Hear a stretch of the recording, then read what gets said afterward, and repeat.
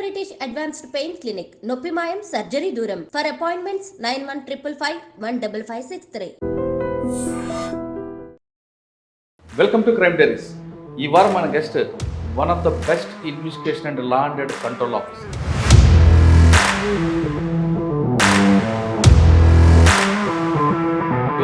శివలింగం, circle inspector of police, Zaheerabad, Sangareddy.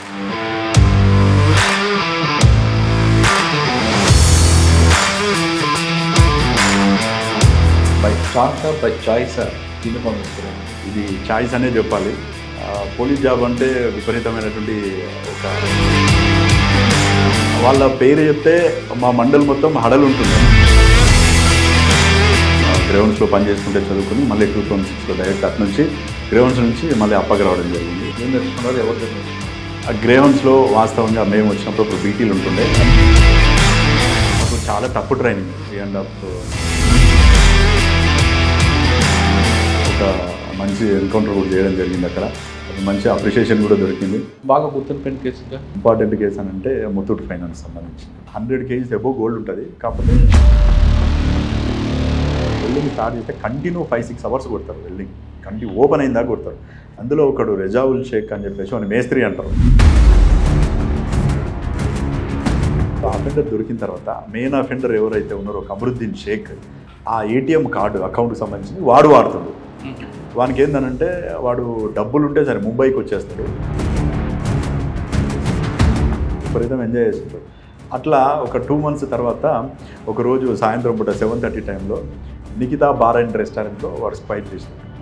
4 concepts అని ఏమాత్రం ఆలోచించలేదు. ఇమీడియట్లీ వెళ్ళిపోయినాం ముంబై పోయి అది మొత్తం జస్ట్ నెట్లో చూసుకొని మాకు ఏం తెలియదు అసలు. అది ఎక్కడ 10 days ఉన్నాం, వాడు రాలేదు. మళ్ళీ జైరాబాద్ వచ్చినాం, వాడు వచ్చినాడు. మళ్ళీ పోయిన తర్వాత వాడు అక్కడే ఉన్నాడు. అయితే 2 days వెయిట్ చేసినాం. 2 days వరకు వాడు రాలేదు. అయితే ముంబై తిరుగుదామని చెప్పేసి బాంద్రా ఏరియాలోనూ వాడు బార్కి వచ్చింది. ఆ నుంచి ఇక్కడికి వచ్చే వరకు టైం క్లోజ్ అయింది. మళ్ళీ పోయింది. పట్టుకోవాలన్న ఒక జీలు గట్టిగా ఉంది. వాడిని ఒక్కని పట్టుకుంటే ఎట్టి పరిస్థితిలో తెలిసిపోతుంది. మనకు ఉన్నది ఒకే ఒక్క క్లూ అది.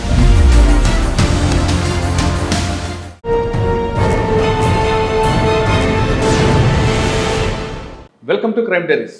ఈ వారం మన guest one of the best investigation and law and control officer. పేరు ఎస్ శివలింగం, circle inspector of police, Zaheerabad, Sangareddy district.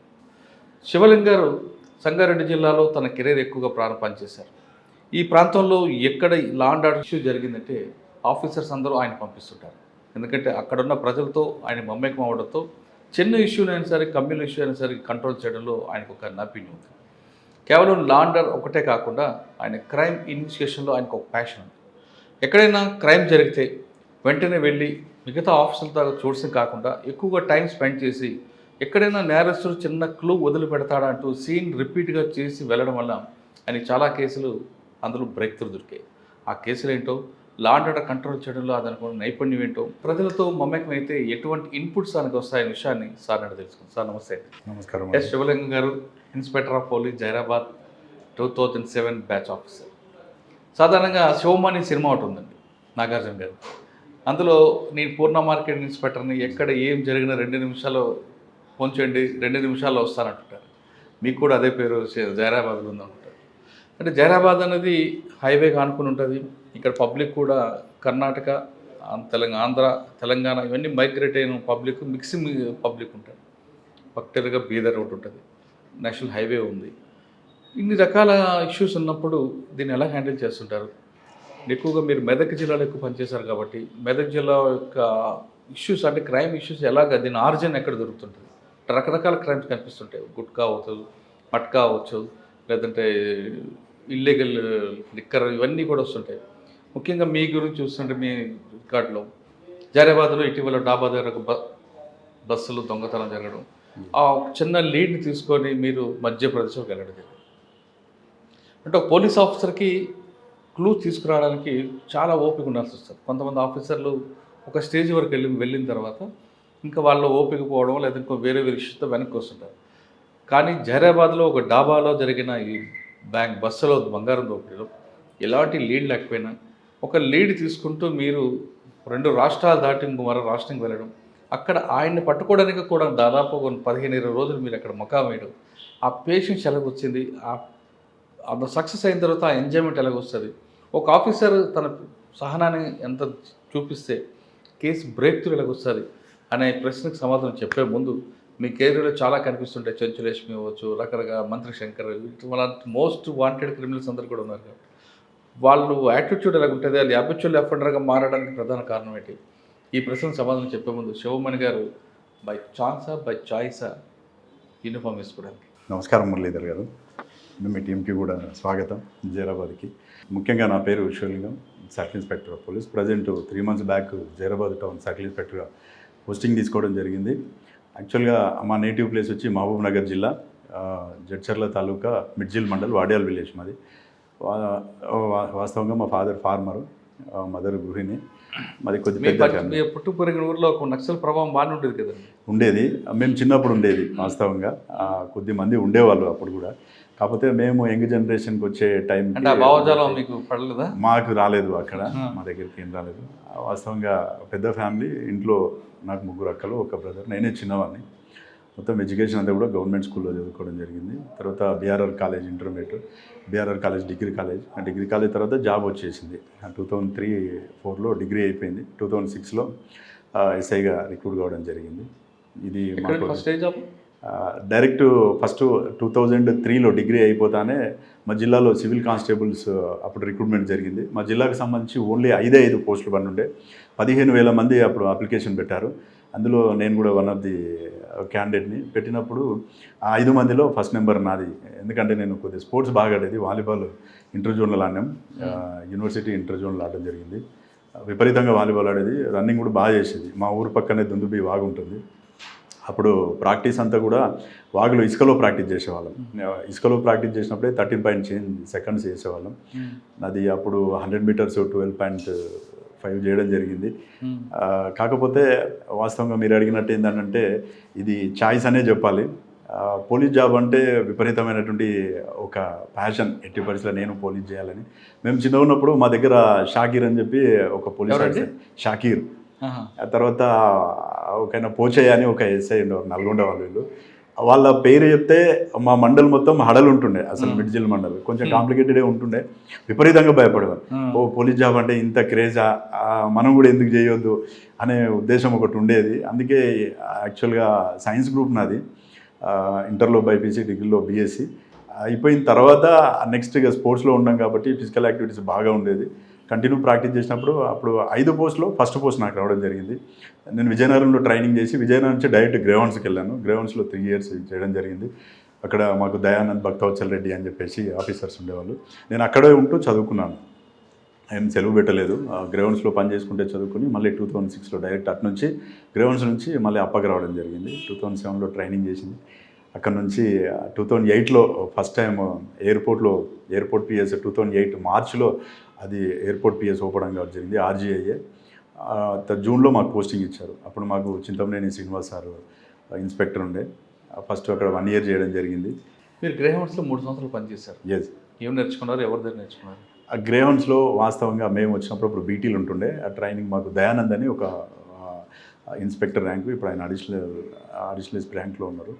అప్పుడు వాస్తవంగా ప్రవీణ్ కుమార్ సారు జీసీగా ఉండేవారు. Anurag Sharma sir grounds incharge ఉండేది.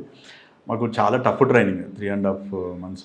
అప్పుడు అక్కడ చేస్తున్నప్పుడు 1-2 ఎక్స్చేంజ్ ఫైల్ కూడా జరిగింది. టఫ్ టెరైన్లో మేము ఫస్ట్ టైం ఆదిలాబాద్ డిస్ట్రిక్ట్లో ఒక మంచి ఎన్కౌంటర్ కూడా చేయడం జరిగింది. అక్కడ అప్పుడు మంచి అప్రిషియేషన్ కూడా దొరికింది. ఆ ఎన్కౌంటర్ అయిన తర్వాత ఎగ్జాక్ట్లీ 15 daysకే రిజల్ట్ వచ్చేసి మేము బయటికి రావడం. నాకు అప్పుడు ప్రమోషన్ కూడా ఇస్తామన్నారు అక్కడ సీనియర్, కానీ బయటకు వచ్చేసి వేరే వాళ్ళకి రాయడం జరిగింది. సార్ 3 సంవత్సరాలు పనిచేస్తారు కదా గ్రేహౌండ్స్. ఎస్. మీరు కంబైనింగ్ ఆఫీసర్గా ఉన్నారా, రూట్ ఆఫీసర్గా ఉన్నారా? జేసీగా పనిచేయడం జరిగింది.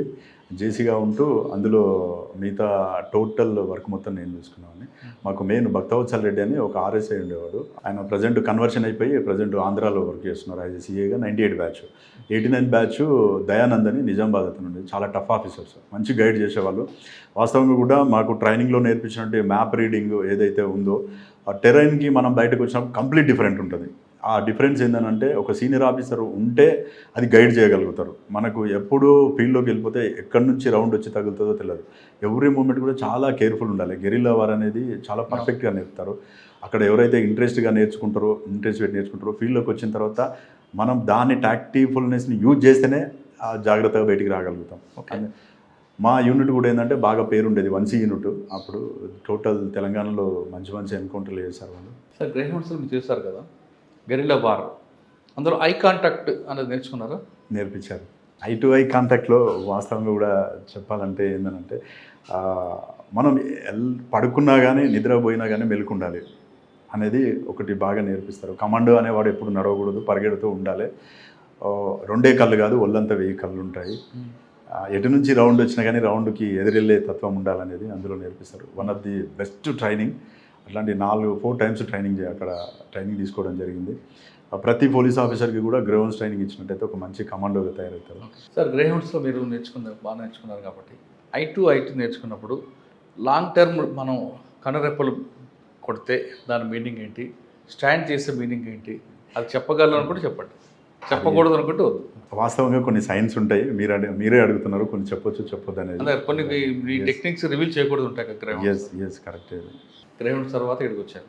ఫస్ట్ పోస్టింగ్ ప్రొబేషనర్గా RJIA పోటీ ఇవ్వడం జరిగింది. 1 year చేశాము అక్కడ ప్రొబేషనర్గా. 1 year చేసిన తర్వాత మీరు చింతపల్లి శ్రీనివాస్ గారితో నేర్చుకున్నారు. ఎస్. ఆయన అప్పటికే ఎన్కౌంటర్ స్పెషలిస్ట్ పేరు, దేవరకొండ శ్రీను ఎలియాస్ చింతపల్లి శ్రీను. ఆయన నేర్చుకున్నారు. సార్కి ఎప్పుడు నేను చూసిన ఫస్ట్ పోలీస్ సార్కి AK పర్సన్తో గన్మెన్ ఉండేవారు. సార్ కొంచెం చాలా ఫాస్ట్ ఉంటాడు. ఆయన దగ్గర చాలా ఏంటంటే ఒక పోలీస్ ఆఫీసర్ ఏ విధంగా ఉండాలి అనేది మాత్రం బాగా నేర్పిస్తాడు సార్.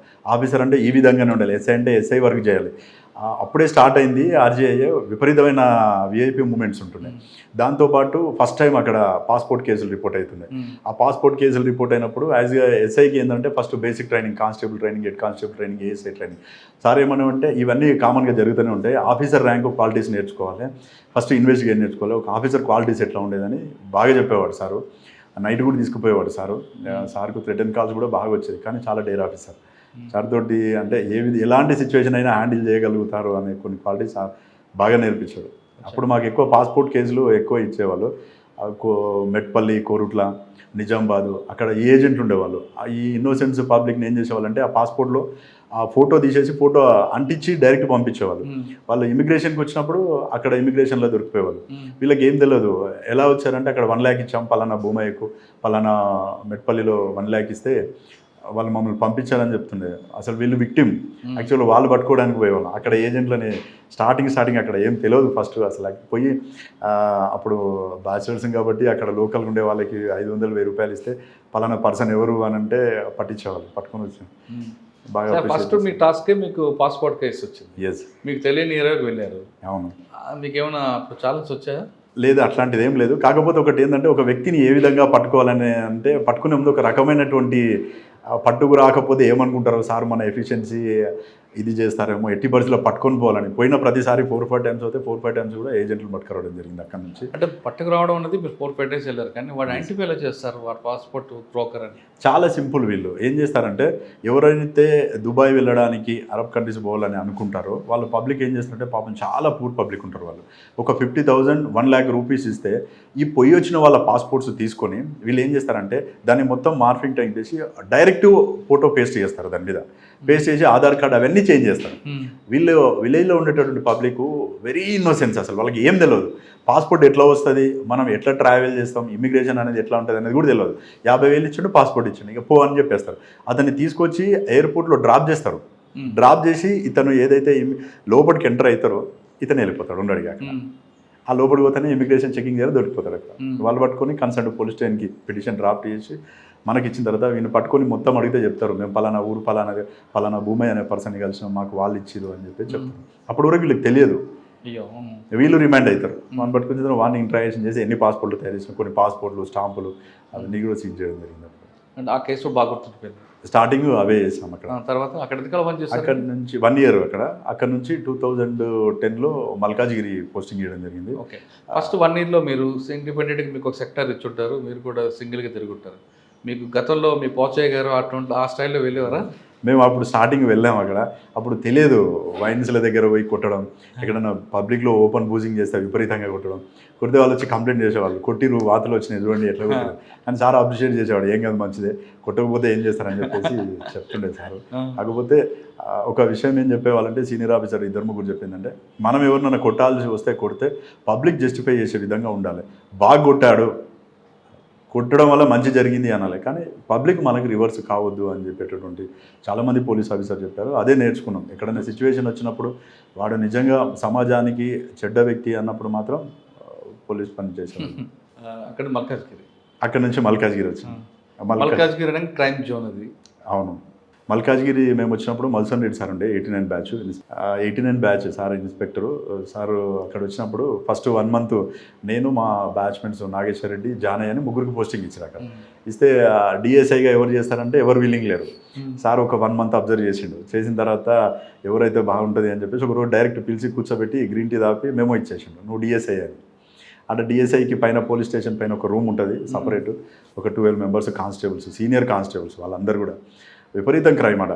3 పోలీస్ స్టేషన్లు, 3 రైల్వే స్టేషన్స్ ఉంటాయి, సఫిల్గూడ, ఉందానగర్, హనుమాన్పేట, మళ్ళీ అది దాటితేనే తుకారంగేట్ రైల్వే స్టేషన్. అక్కడ ఇండియాలో ఉన్నటువంటి అందరు దొంగలు నైట్ దిగుతారు, మళ్ళీ మార్నింగ్ 4 o'clock ట్రైన్లో ఎక్కేసి వెళ్ళిపోతారు. ఎందుకంటే అక్కడ హాల్ట్ ఉందా? హాల్ట్ ఉంది. 4 పోలీస్ స్టేషన్, 4 రైల్వే స్టేషన్లు కూడా హాల్ట్. మల్కాజ్గిరి హాల్ట్ ఉంది, సఫిల్గూడ హాల్ట్ ఉంటుంది, ఉందానగర్ హాల్ట్ ఉంటుంది, మళ్ళీ హనుమాన్పేట హాల్ట్ ఉంటుంది, తుకారంగేట్ కూడా హాల్ట్ ఉంటుంది. పక్కనే ఉంటాయి అన్నీ కూడా, కిలోమీటర్కు బిలోనే ఉంటాయి. టక్క టక్క టక్క ఆగుకుంటే వెళ్ళిపోతుంది. కంప్లీట్ రెసిడెన్షియల్ జోన్ అది. అంతా ఎంప్లాయీస్ ఉంటారు మల్కాజ్గిరి మొత్తం. బాగా పెన్సిల్ అయితే దాంతోపాటు స్నాచింగ్లు కూడా విపరీతంగా అయ్యేది. సార్ ఇప్పుడు రైల్వే స్టేషన్లో దొంగని ఎలా పట్టుకున్నారు మరి? అయితే ఎక్కడి నుంచి వస్తాడు? మేమేం చేసేవాళ్ళం అంటే అప్పుడు మఫ్టీ కదా, యాజ్ ఎ డిఎస్ఐగా మఫ్టీగా ఉన్నప్పుడు ఎక్కడైతే క్రైమ్ ప్రోన్ ఏరియా ఉందో అప్పుడు 2-wheeler మీదే తిరిగేది. మామూలుగా కామన్ పబ్లిక్ తిరుగుతుండేవాళ్ళం. తిరుగుతున్నప్పుడే 2-3 times దుదాని రాజు సింగ్ అని చెప్పేసి, రాయల్ రవి అని చెప్పేసి, దుదాని రాజు సింగ్ వాడు ప్రొఫెషనల్ ఎస్బీ అఫెండర్, అతన్ని పట్టుకోవడం జరిగింది. రాయల్ రవి అని చెప్పేసి డీసీ ఉంటాడు హైదరాబాద్ సిటీ, లాలగూడలో ఉంటాడు, చాలా ప్రొఫెషనల్ ఎస్బీ అఫెండర్, అతన్ని కూడా రెడ్ హ్యాండెడ్గా పట్టుకోవడం జరిగింది. వీళ్ళని పట్టుకున్నప్పుడల్లా కూడా 60 tulas ఒకసారి, 74 tulas ఒకసారి అట్లా రికవర్ చేయడం జరిగింది. కానీ అక్కడ ఏ టైంలో దిగుతారండి? నైట్ పీక్ స్టేజ్లో 12 o'clock సెకండ్ షో సినిమా అయిపోయిన తర్వాత వీళ్ళు సినిమాకి వస్తారు. కొద్దిమంది సినిమా చూసి అలవాటు ఉంటుంది. సినిమా చూసిన తర్వాత కొంతమంది ఏమో మార్నింగ్ టైం రెక్కీ చేసుకుంటారు. ఆ రెక్కీ చేసే విధానం కూడా ఎట్లుంటుంది అంటే డే టైంలో వచ్చి చూసుకొని పోతారు. ఇంటి ముందు లాకేసి ఉందా, 2-3 రోజులు ముగ్గేయకపోతే డస్ట్ పడి ఉంటుంది. కొంతమంది లాకేసి ఉంటే క్లియర్గా కనిపిస్తుంటుంది. కొన్ని ఆనవాళ్ళు ఉంటాయి వాళ్ళకి, అది చూసుకొని వెళ్తారు. కొంతమంది అంటే డైరెక్ట్ అటాక్ చేస్తారు. ఏం చేస్తారంటే ఇంట్లో లైట్ ఉండదు, చాలామంది లైట్ వేయరు, లైట్ వేయకుండా వెళ్ళిపోతారు. అది చూసుకొని వీళ్ళు ఏం చేస్తారంటే పక్క గోడ దూకేసి అటెండ్ చేసుకొని పారిపోతారు. సార్ మీకు మల్కాజ్గిరిలో ఒక మోస్ట్ వాంటెడ్ ఉండేవాడు మంత్రి శంకర్, ఇప్పుడు ఎదురుపడ్డాడు. అయితే యాక్చువల్గా మంత్రి శంకర్ ఆనంద్ బాగు, ఈస్ట్ ఆనంద్ బాగులో ఇల్లు ఉంటుండే, కానీ అతను లోకల్గా అఫెండ్ చేయడు. మొత్తం 3 ఉంటారు, మంత్రి శంకరు, పూర్ణచందరు, మూర్తి అని చెప్పేసి 3 అఫెండర్స్. అందులో ముగ్గురు డిఫరెంట్. పూర్ణచందరు అనేవాడు యాక్చువల్గా బ్రాహ్మణు, డీసీగా తయారు. ఆయన ఎంఎస్సీ గోల్డ్ మెడలిస్ట్. ఒక అఫెండర్కి ఏదో సాయం చేద్దామని పోయి ఫస్ట్ టైం అఫెన్స్లో ఎదుర్కొన్న తర్వాత కంటిన్యూగా రిసీవర్ తయారైపోయి తీసుకోవడం, గిరి పెట్టడం చేస్తుంటే వాని మీద కంటిన్యూ రికవరీలు చేసుకుంటూ అతని మీద కూడా ఒక డీసీ షీట్ ఓపెన్ చేశారు. ఈ మంత్రి శంకర్ ఏంటంటే బయట అఫెన్సులు చేస్తుండే. మేము చాలాసార్లు ట్రై చేసాం. ఆయనను ఎప్పుడు పట్టుకున్నా కానీ 100-200 కేసెస్ వెళ్తాయి అతని దగ్గర. 2 kg 3 kg గోల్డ్ కూడా రికవర్ అవుతుంది అన్నారు. కానీ మా ఏరియాలో అఫెన్స్ చేయకపోవడం వల్ల ఎక్కువ కాన్సన్ట్రేషన్ అతను మేము చేయలేదు. అతను మొత్తం బయట చేసేవాడు. మేమున్న టైంలో ఏంటంటే అతను ఆంధ్రాలోను తర్వాత బయట ఉన్నాడని చెప్పారు. ఇంటికి కూడా ఎప్పుడు రాలేదు. ఈ మూర్తి అని ఇంకొక అతను ఉంటుండే, ఫేమస్ పిక్ పాకెటర్. అతను బాగా పిక్ పాకెట్లు చేస్తుండే. ఎప్పుడు చూసినా బ్లేడ్స్ ఉంటుండే, ఏదైనా తేడా వస్తే కట్ చేసేవాడు అన్నట్టు. అట్లా ఉంటుండే. కాకపోతే అక్కడ ఒక గొప్ప ఎక్స్పీరియన్స్ ఏంటంటే పోస్టింగ్ తీసుకున్న తర్వాత 4th డేనే సెంచులక్ష్మిని పట్టుకోవడం జరిగింది. అది పెద్ద ఎక్స్పీరియన్స్ అసలు యాక్చువల్గా. అప్పుడు ఫస్ట్ టైం మాకు హిందీ సరిగ్గా రాదు, ఇంగ్లీష్ అయితే మేనేజ్ చేయగలుగుతాం కానీ హిందీ అసలే రాదు. స్టార్టింగ్ ఆ చెంచులక్ష్మి ఏంటంటే ఎదుట ఆఫీసర్ని చూసి బాగా, అప్పటికే సీనియర్ అఫెండరు, వాంటెడ్ క్రిమినల్ కూడా. మేము పలానా దగ్గర ఉంది అని ఒక ఇన్ఫర్మేషన్ వచ్చింది. ఒక టాడీ కాంపౌండ్ ఏరియాలో ఈస్ట్ ఆనంద్ బాగ్ ఏరియాలో తిరుగుతుంది సార్ ఫోన్ చేశారు, ఒక ఇన్ఫార్మర్ ఫోన్ చేసి డైరెక్ట్ చెంచులక్ష్మి ఉంది అని అంటే నాకు చెంచులక్ష్మి ఎవరో తెలియదు వాస్తవంగా. నేను మా క్రైమ్ కానిస్టేబుల్ నరసింహ అని ఉంటే, నరసింహ చెంచులక్ష్మి ఎవరో ఫోన్ చేశారు, చెంచులక్ష్మి వచ్చిందంట, తిరుగుతుందంట. చెంచులక్ష్మి సార్ అవునంట అంటే మీరు పదండి సార్ బండి వేసుకొని పోయినాం. లేకపోతే ఒక దగ్గర వాళ్ళ తమ్ముడు మహేష్ అని చిన్న ఉండే వాడు, వీడిద్దరు కలిసి గలీలో తిరుగుతున్నారు ఒక సంచి వేసుకొని. ఈమె ఫస్ట్ ఏం చేస్తుందంటే బాల్ ఇసిరేస్తుంది ఇంట్లోకి. బాల్ ఇసిరేసిన తర్వాత వాడు లోపలికి పోతాడు. పోయి ఆ బాల్ తీసుకొచ్చే క్రమంలో ఇంటి లాక్ ఉందా లేదా చెక్ చేసుకొని వచ్చేస్తుంది. ఆ ఇల్లు లాక్ ఉందనుకో, ఈమె ఎంటర్ అవుతుంది, వాడు బయట వెయిట్ చేస్తుంటాడు. పోయి అఫెన్స్ చేసుకొని వచ్చేస్తాడు. డేఎన్బి అఫెన్స్లు చేస్తాను నైట్ చేద్దామే. ఆమెను పట్టుకొని కూడా అప్పుడు దాదాపు 60 తులాస్ రికవర్ చేయడం. ఎవరికోసం చేస్తుంది డబ్బులన్నీ దొంగతనం? అయితే ఆమె అప్పుడు మాకు ఇంటరాగేషన్లో చెప్పింది ఏంటంటే, ఆ తమ్ముడు మహేష్ ఎవరైతే ఉన్నారో వాళ్ళది యాక్చువల్గా చెంచు ఫ్యామిలీ. ఇక్కడ అక్కడ చెంచు అక్కడ నుంచి వచ్చినా నాకు ఎవరు లేరు అని, అన్నీ కొంచెం ఇక్కడ సికింద్రాబాద్ రైల్వే స్టేషన్లో ఉంటూ తల్లిదండ్రులు లేరు, ఏం లేదు, నేను ఒక ఆర్ఫన్గా పెరుగుతున్నాను, వీడిని పెంచుకోవడం కోసం నేను చేస్తున్నాను అని చెప్తున్నాను. కొంత దానం కూడా చేస్తాను ఇది అని చెప్పింది. కానీ ఫస్ట్ ఒక అప్పుడు పట్టుకున్నప్పుడు అసలు బ్రేక్ కాలేదు, అసలే బ్రేక్ కాలేదు. ఇంకా యాక్చువల్గా క్రైమ్లో చెప్పాలంటే శివకృష్ణ సారు మాకు క్రైమ్ గురువు. ఆ సార్ దగ్గర బాగా టెక్నిక్స్ నేర్చుకోవడం జరిగింది. ఇంటరాగేషన్ టెక్నిక్స్ అంటేనే సార్ అసలు లెఫ్ట్ వింగ్ రైట్ వింగ్ అనే దాని గురించి ఆయన చెప్పిన దాన్ని బట్టి చాలా విషయాలు నేర్చుకోవడం జరిగింది. అసలు క్రైమ్ మీద ఇంట్రెస్ట్ పెరగడానికి నా విషయంలో మాత్రం ఆయన మా గురువు అని చెప్పొచ్చు. క్రైమ్కి సంబంధించి సార్ దగ్గర టెక్నిక్స్ నేర్చుకున్నాం. మా పట్టుకున్న తర్వాత సార్ డైరెక్ట్ ఫోన్ చేసి ఏమన్నా చెంచులక్ష్మి దొరికిందారా అన్నాడు. అవును సార్ చెంచులక్ష్మి దొరికిందంటే ఏమంటుంది అని అన్నాడు. అంటే ఏం నోరిప్పట్లేదు సార్, అసలు అర్థం చెప్పట్లేదు. సరే మాట్లాడండి అన్నాడు. నెక్స్ట్ డే సార్ సడన్గా వచ్చేసింది. వస్తానే సార్ని చూసి 2 కాళ్ళు పట్టుకుంది. దొరా మీ ఏరియా అని తెలియకొచ్చా నేను అని. అప్పటికి మా కానిస్టేబుల్స్కి అందరికీ తెలుసు శివరామకృష్ణ సార్ ఏందనేది అని చెప్పి సార్ ఇక బాగా వాన్ చేయడం జరిగింది. టోటల్ నేను మొత్తం చెప్పేసి దొరా అది ఇది అని చెప్పేసి టోటల్ ఎంటైర్ ఆల్ కేసెస్ చెప్పింది. అన్ని కేసులు కూడా అప్పుడు గ్రేవ్ కేసులే అన్నీ. ఆ గ్రేవ్ అంటే అప్పుడు 1 lakh అబోవ్ వచ్చిపోయిన కేసులు చాలా, అవన్నీ కూడా రికవరీ చేయడం జరిగింది. మంచి ఫస్ట్ ప్రెస్ మీట్ అది. అయిన తర్వాత అక్కడ నుంచి దాదాపు 3 years చేయడం జరిగింది. 3 years చేసిన తర్వాత అక్కడ నుంచి కొద్ది రోజులు డిస్ట్రిక్ట్ చేద్దామని రిక్వెస్ట్ పెట్టుకుంటే అప్పుడు ద్వారకా తిరుమలరావు సారు సిపి గారు ఉండే, రేంజ్కి పంపించారు. రేంజ్కి పంపిస్తే నిజామాబాద్ వచ్చినాం. నిజామాబాద్ వచ్చిన తర్వాత అప్పుడు నిజామాబాద్లో ఎక్కడ వేకెన్సీ నేను చూసినప్పుడు ఈ జైరాబాద్ ఎస్ఐ నరేందర్ సార్ ఉండే 2004 బ్యాచ్, ఆయనకు ప్రమోషన్ వచ్చి ఇక్కడ నుంచి హైదరాబాద్ వెళ్ళిపోయాడు. అప్పుడు ఇక్కడ వేకెంట్ ఉండే. Sridhar Reddy sir CI. అయితే అక్కడ ఉన్న మేనేజర్ ఇక్కడ వెకేట్ ఉంది సార్, మీరు ఒకసారి కన్సల్ట్ చేయండి, సారు ఒకవేళ ఓకే అంటే ఇక్కడ కన్సల్ట్ ఎస్పీ గారికి చెప్తారు అన్నారు. సార్ ఫోన్లో మాట్లాడడం జరిగింది. సార్ ఫోన్లో మాట్లాడమే ఇమీడియట్లీ ఓకే రైట్ నీ డీటెయిల్స్ పెట్టండి అని పెడితే ఎస్పీ గారికి చెప్పారు.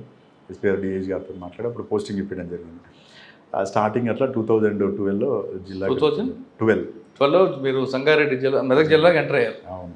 ఇంకా అప్పటి మీ మార్క్ ఉండిపోయింది ఇక్కడ. మధ్యలో మళ్ళీ సిద్దిపేట కూడా పోవడం జరిగింది. సార్ మీరు 2012లో వచ్చారు ఫస్ట్ క్వశ్చన్ జహీరాబాద్ ఎస్ఐగా, రైట్? అప్పుడు ఎస్ఐ జహీరాబాద్లో ఉన్న చాలా చిన్న, ఎందుకంటే ఇక్కడ రకరకాల కల్చర్ ఉంటుంది. క్రైమ్ ఒకటే రకం కాదు, పబ్లిక్ కూడా మిక్స్డ్ పబ్లిక్ ఉంటారు. షెల్టర్ జోన్ ఉంది, ఒకవైపు బీదర్, ఇంకోవైపు తాండూరు. ఈ నెల మీరు మేనేజ్ చేసుకొచ్చారు, ఏం ఛాలెంజ్ చేయవచ్చు? మీరు అన్నట్టు ఏంటంటే జైరాబాద్ మిక్స్డ్ కమ్యూనిటీ. ఇక్కడ జైరాబాద్ పబ్లిక్లో ఏంటంటే ఇటు కన్నడ మాట్లాడతారు, మరాఠీ మాట్లాడతారు. తర్వాత ఈ మహేంద్ర ప్లాంట్ ఒకటి ఉండడం చేత కూడా డిఫరెంట్ స్టేట్స్ పబ్లిక్ ఇక్కడ ఉంటారు. మనం పబ్లిక్లో ఎలాంటి ఇష్యూ ట్యాకిల్ చేయాలంటే పబ్లిక్లో ఫస్ట్ మనం మమేకం అయిపోవాలి. ఏది సార్ మనం ఏది చెప్పినా వింటాడు, మనకి ఏ సమస్య చెప్పినా కానీ సాల్వ్ అవుతుందని ఒక నమ్మకం వస్తే వాళ్ళు ఒక 1000-2000 మంది వచ్చినా కానీ మనం ఓన్లీ ఫోన్లో చెప్పినా కానీ కంట్రోల్ అయిపోతుంది. కాకపోతే ఇది కొన్ని కమ్యూనల్ సెన్సిటివ్ హైదరాబాదు. కాకపోతే అన్ని వర్గాల పబ్లిక్ కూడా మనం ఎవరు వచ్చినా కానీ ఏది వచ్చినా కానీ వాళ్ళు ఏదైతే ఆశిస్తున్నారో ఒకసారి వస్తే వాళ్ళు మళ్ళీ పోలీస్ స్టేషన్కి రావద్దు అనే ఉద్దేశంతో నేను పనిచేసి పెట్టాను. యాజ్ ఏ ఎస్ఐగా ఉన్నప్పుడు నేను నోట్ చేసుకునేవాడిని. పలానా ఇప్పుడు ఎగ్జాంపుల్ మీరు యాజ్ ఏ కంప్లైంట్గా వచ్చినప్పుడు నేను నోట్ చిన్న ఇష్యూ అయినా సరే గుర్తుపెట్టుకొని ఆ పని అయ్యిందా లేదా బ్లూ కోట్ వాళ్ళకి చెప్పడం కానీ, కన్సర్న్ బీట్ కానిస్టేబుల్కి చెప్పడం కానీ చెప్పి మళ్ళీ ఈవినింగ్ అవసరమైతే ఆ పని అయిపోయిందా లేదా వాళ్ళని మళ్ళీ చెప్పవనేవాడిని. అవసరమైతే నేనే ఫోన్ చేసి మాట్లాడు. వాళ్ళు చాలా హ్యాపీగా ఫీల్ అయ్యేవారు. ఓ సార్ నాకు మళ్ళీ ఫోన్ చేసిండు, అది చాలా రోజుల నుంచి చిన్న ఇష్యూ పెండింగ్ ఉంది సార్ అని చెప్పేవాళ్ళు.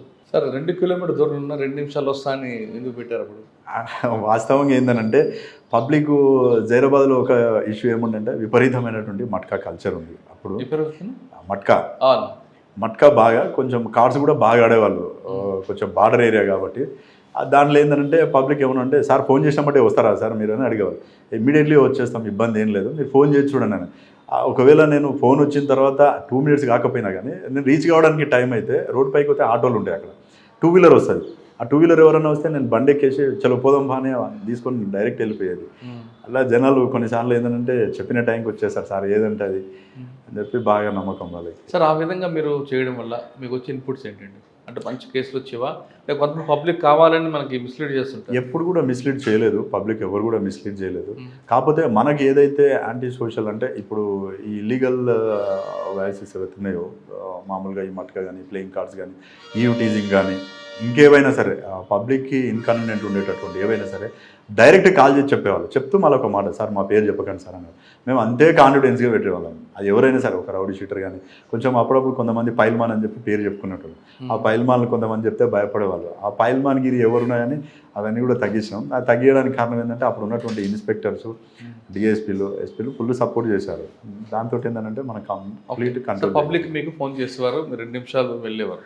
ఒక్కొక్కసారి మీకు ఆఫీస్ వర్క్ ఉండిపోయి ఇంకొక ఏదైనా మీరు ఫిక్స్ అయిపోయారు అనుకోండి, 2 నిమిషాలు వెళ్ళరైపోతారు, అప్పుడు ఏం చేసేవారు? మేము ఒక టీం తయారు చేసుకున్నాం. వాస్తవంగా ఏంటంటే నా దగ్గర ఉండే టీం ఎవరైతే ఉంటారో ఆ టీం కూడా ఆ విధంగానే పనిచేసేవాళ్ళు.